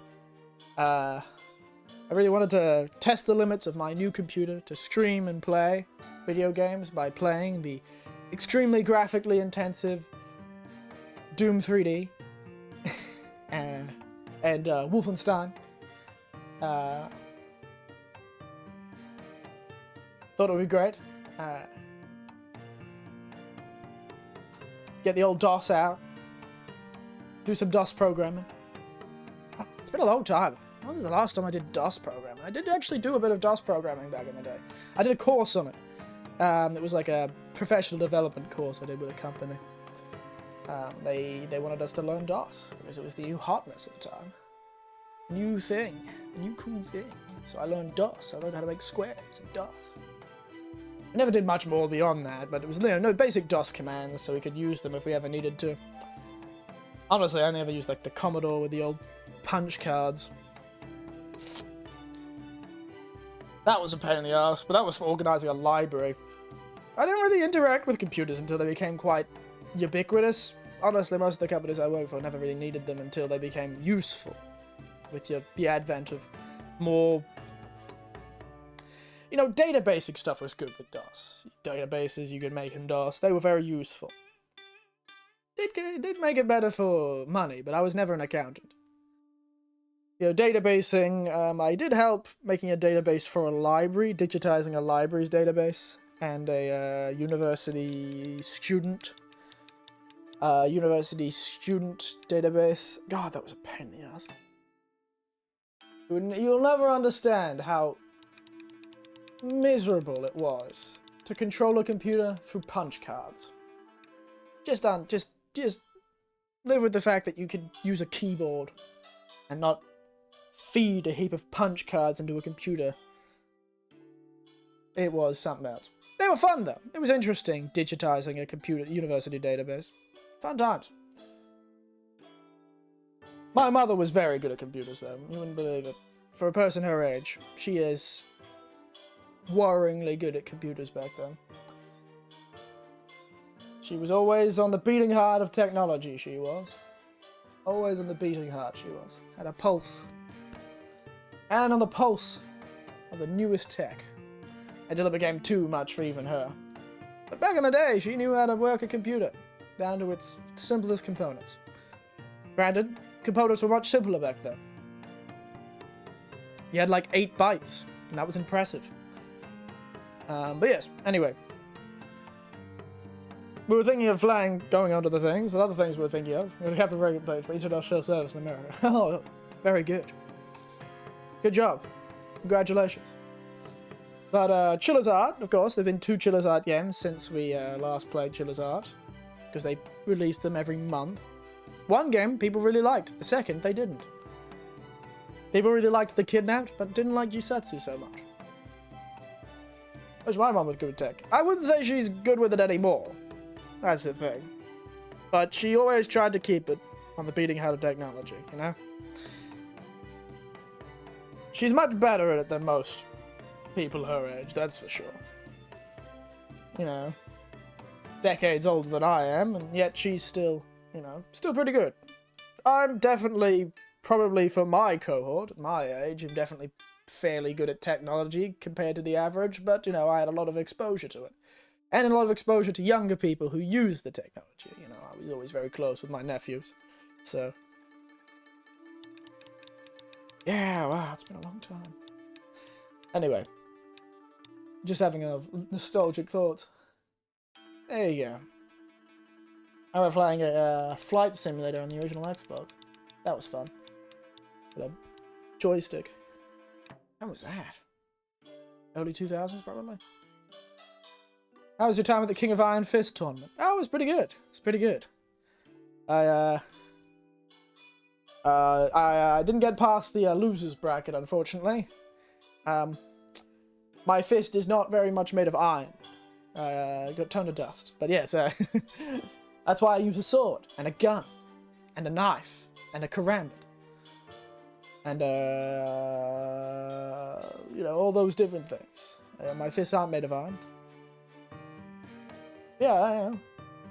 And no one knew it was me because I spoke in a French accent, and everyone knows. Eric Winters has a notorious anger for the French, so it couldn't possibly be me, even though it looks exactly like me. It was a good disguise, I'd say. No one knew it was me. And that's not just because no one knows who I am. How is that character tiered, actually? Tekken 8? What was his name again? Tier list? You speak kind of French. How dare you? That's the most rude thing anyone's ever said to me. How could you say that to me? How dare you? That's... Dear, oh dear. I'm so offended. I'm so offended. How could you say that to me? I'm furious. How dare you? How dare you say like I sound like a French person? Those Parisians are awful. But anyway, let's not talk about the French. No one wants to talk about the French. Not even the French want to talk about the French. Those Parisians, I swear. Now, what is his name again? Tekken 8 tier list. Tell me. What was his name again? I've forgotten. Victor, that's it. Ah, rough. He's in B tier. He's not the lowest tier this person's got, but he's the second lowest tier.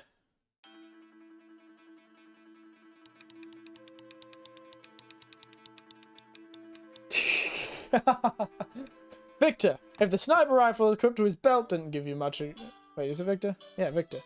He specializes dealing damage with ranged attack. Tekken community doesn't like Victor because his playstyle is a blend of Noctis and Kunimitsu from Tekken 7. 2 of the most annoying characters to play against. On top of this, he has also a host of offensive tools if the enemy starts to get too close. Enjoy frustrating your opponent? Victor might be the character for you.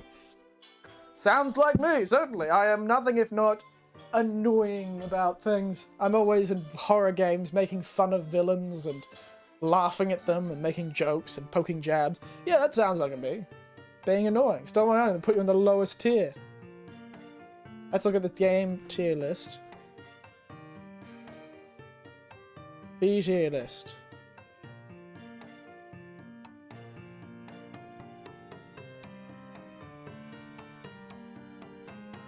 And this guy doesn't even have Victor in his list.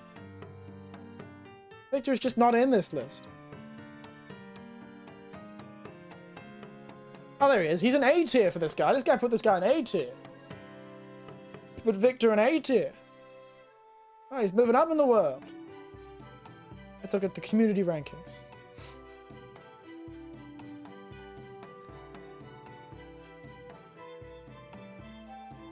Victor in B tier again with this person. Let's see other tier lists.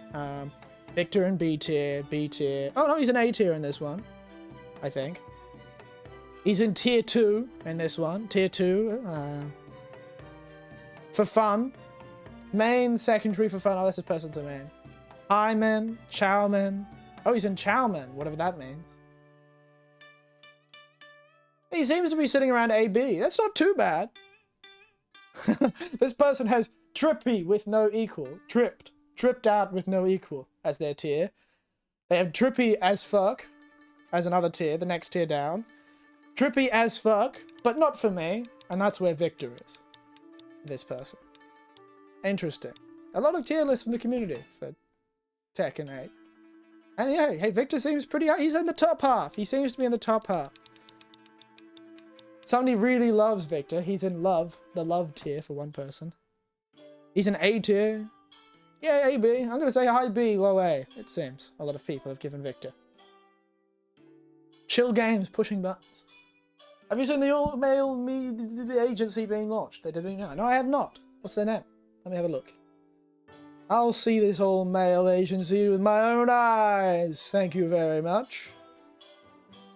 What's their name? Tiberian? Sorry for getting distracted by looking at things. Yes, all-male Vtuber agents. First stage production. Vtuber. Okay, let's go onto this site. Oh no, it's got a loading bar.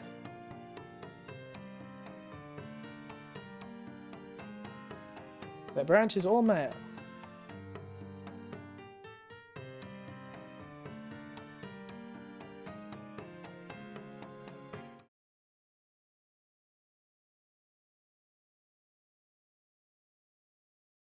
Alright, let's pull these guys up, shall we?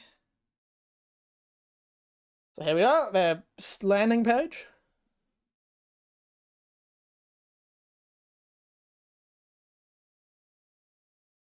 I'm not going to put their debut stream on this, I'm going to put it elsewhere. Oh, that's a nice design. He's got that's a very good launch. They've had a good launch. I have them on a separate screen. See, these guys who make Yu-Gi-Oh cards. They do look a bit like that, don't they? Oh, they've got a talents and a half. Audition, contact. No. Let's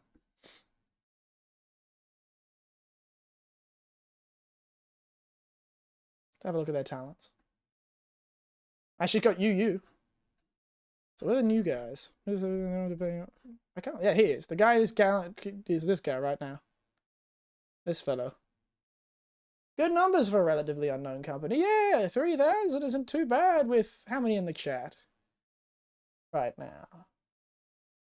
Wow, a lot. Christ. Jesus.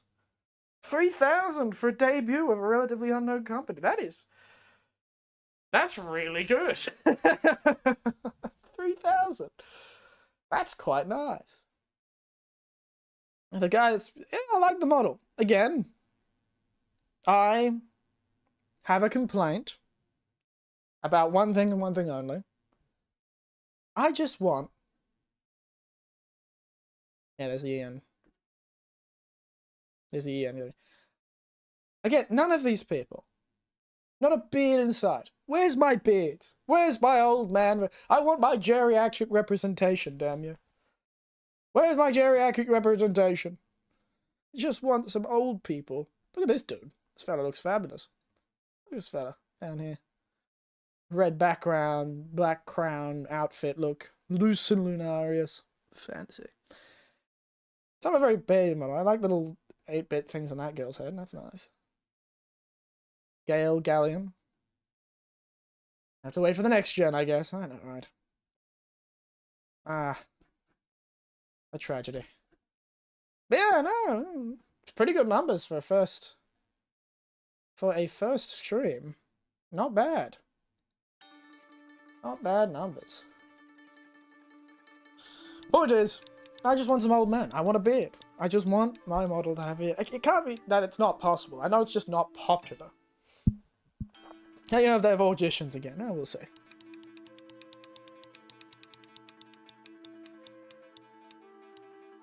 Yeah, they've done well for themselves. It's a lot of people watching a stream. First stream.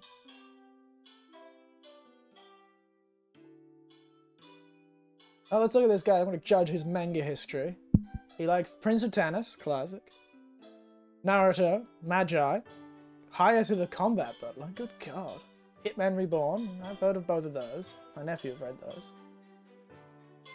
Melancholy of Haruhi Suzumiya for anime, Bleach and Naruto. Fruits Basket, Konosuba, ReZero, Jujutsu Kaisen, Mashle, Made in the Abyss, and he needs to watch Fear. Ah, there you go. Ooh, my childhood. He grew up playing video games his whole life. He played Maple Story, Lego Island, Tamagotchi, Shadow of the Colossus. Wow, what's that? The hell is that one? Oh, it's a MMO, I think. I can't read what it is. Interesting. Anyway, I should probably...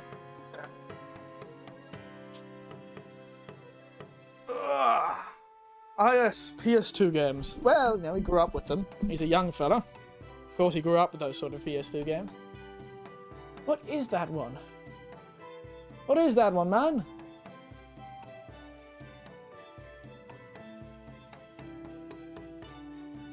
Now get back here. Can't see for the life of me what that is. The first something something, the advent of Morrigan. I have no idea what that is. Not a damn clue. Anyway, if I can't see you guys, well, see you. Take care, Tiberian. Thanks for coming in for a second time. Interesting. Fascinating. And the next guy is Cassian Loros debut. Interesting. There you go. It's always interesting to see these companies. I wonder how much success they'll find. No, mate, I'll just keep applying for Hololive. They'll totally hire me. Just 174 subscribers. That's what they'll do. Hire an old fella like me. Hey, at least I know how business works. I can't say I won't be reasonable and even-tempered. I'm nothing if not even-tempered, except when it comes to armoured core bosses, and then I'm extremely furious. But, you know, as long as they aren't armoured core bosses, I'm fine. As long as my bosses aren't like armoured core bosses, I'm usually quite a good employee. It's a pretty low bar, I'd say. As long as I don't feel like they're actively trying to screw me over in a very unfair way, then I'm usually a good person to work with.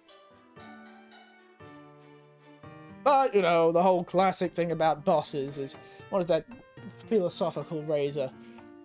Don't attribute to malice what could be attributed to stupidity. Which is how it's a lot easier to be even-tempered. If you just think they're stupid, you know, you're less likely to get angry at them. You're just like, ah, that's a pity. You'll feel the blizzard, yeah. You'll wish you had enough grain stores to wait it out. Won't be enough grain stores in the world to wait out the winter I'd bring. But yes, what is it?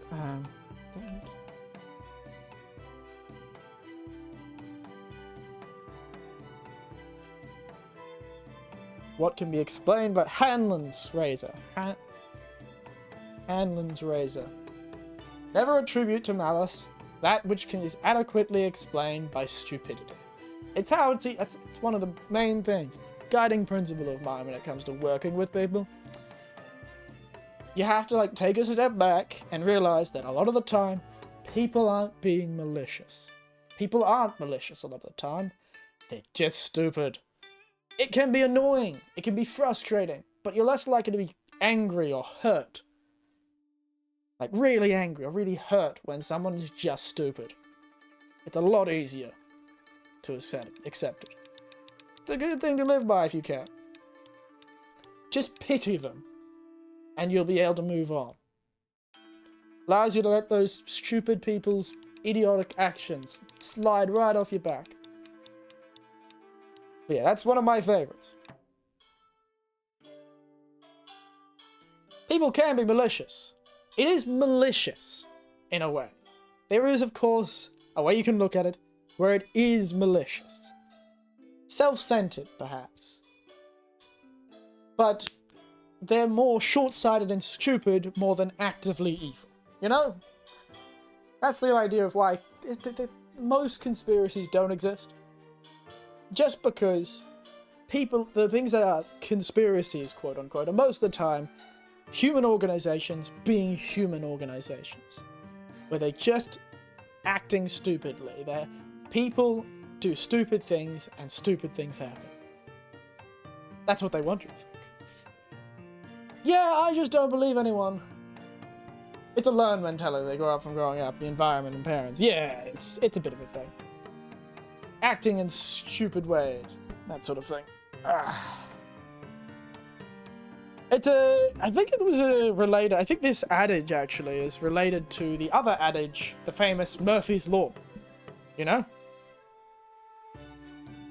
Well, being trash is not a conspiracy, but a fact. Fair enough. But Murphy's Law was also part of the same set of philosophical phrases or adages. Anything that can go wrong will go wrong. Anything that can go wrong will go wrong at the worst possible time. Classic.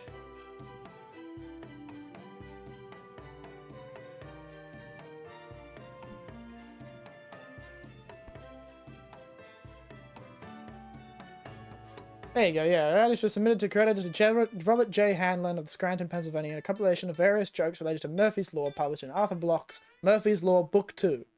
More reasons why things go wrong.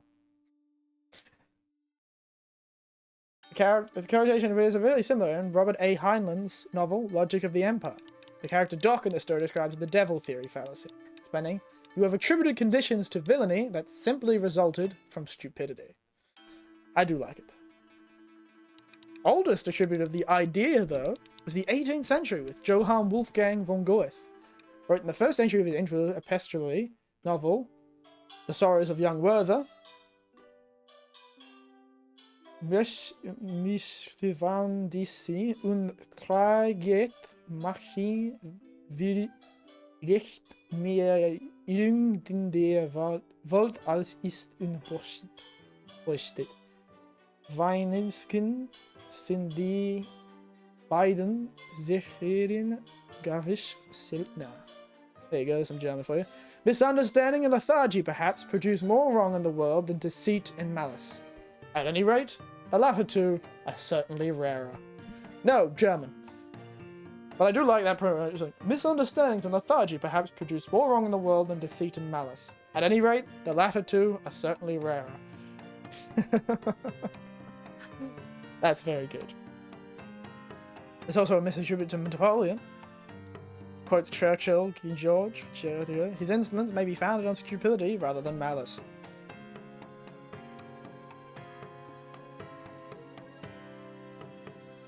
Never attribute to malice or stupidity. There's a new one. Added a clumsier but more accurate corollary. Never attribute to malice or stupidity that which can be explained by moderately rational individuals following incentives in a complex system. Doesn't quite roll off the tongue as well, does it? But it is one of my favourite things, and it also really helps you get through really some awful workplaces sometimes. JK, don't pull out your knife gun with jutsu. I'll get you, lad. Better watch out. Better watch out. Better not cry. Better not pout, I'm telling you why. Eric Winters is coming to town. And he's gonna come from the top rope! I don't know. Oh, what is this? It's crazy, it's mad! Yes. Very good. It's one of those things. It's one of those things. It helps, though. I always found it a very helpful thing, that sort of thinking, like, this person's just stupid, or this person just sucks at their job. They're not doing it to screw with me, or to hurt me. or to come after me in some way. They're just stupid. Or lazy. Or ignorant. It becomes more malicious if you inform them of their stupidity and the way they can fix their mistake, and they continue not doing it. Then that becomes more malice. Like, weaponized incompetence.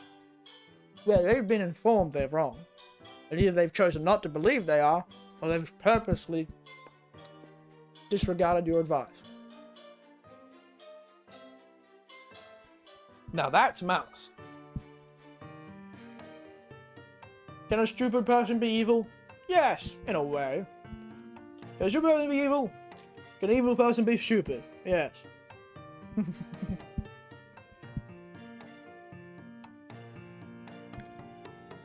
Point is, it's easier in a big complex system to assume people forgot or were stupid or ignorant, and I find it makes it a lot easier to let go of them.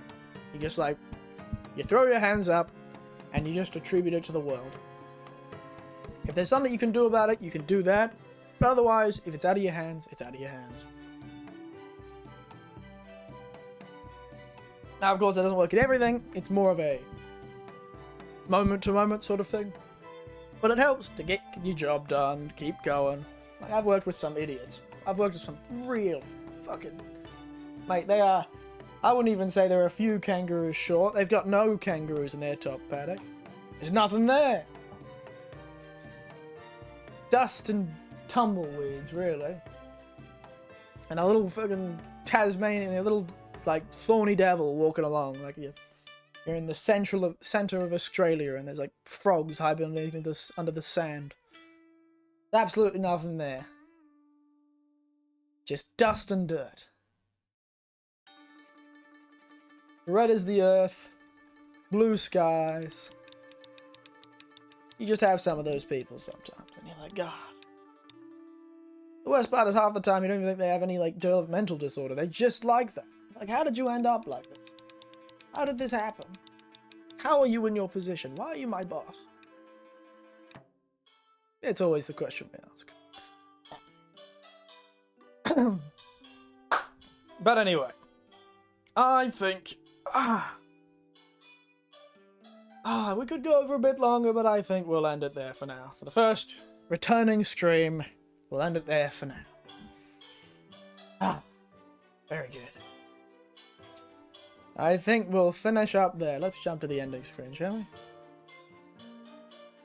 Yeah, there we are. Ending screen. Yeah, woo! By the next time, I would have restored my font, hopefully. So my font can be back, and I can have my fancy text back. It's all nice. That'll be all good. But yes, I think we are finishing up. Thank you for the stream. Well, thank you all for coming. No, thank you all for coming. I'm so glad that you guys stuck around. That, you know, for 3 months, I haven't been able to stream. It's been a long time since you've been able to stream, so some of you were here. I'm glad you guys appreciate it. I'm glad you guys came back. I did try and keep you guys updated on the Discord and stuff like that. It was the only place I was communicating for a very long time. I forgot to even post on Twitter.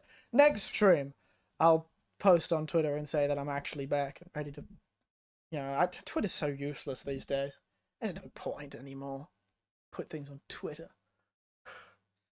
Barely a point for people who actually have millions of followers to put things on Twitter these days. But yes. So yeah, thank you all. Thank you all. It's been very good. You've been a good audience. And I'll decide what we're doing out of that list for next time. Probably the game tier list is what we'll do next. We'll do the game tier list, get that out of the way. I'll make sure that's all prepared. Yeah. It's going to be a French, old man. A French ninja, old man. How dare you? Why do you want Twitter, to be honest? I don't. I don't want Twitter. I just have a Twitter because it was what you do when you have a YouTube channel.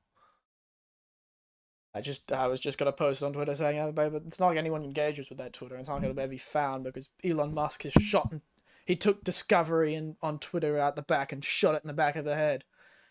Yeah, who knows? We'll see. But anyway, there was a person who subscribed to me, so thank you to that person who subscribed to me during the stream. What was their name again? Conrail Lock 12. Thanks to that person who subscribed to me randomly in the middle of the stream. Thanks, dude. You're a great lad. And as always, let's finish this up as we normally do, before I get distracted and continue talking. Let's finish this up, as always. Good night. Sweet dreams. And thank you for being here and listening to my random rambling screams. Thank you very much. It's been nice. Here's to another successful year of streams with a laptop that doesn't sound like a V8 chewing on a rock. Toodaloo. Nighty night. See you later.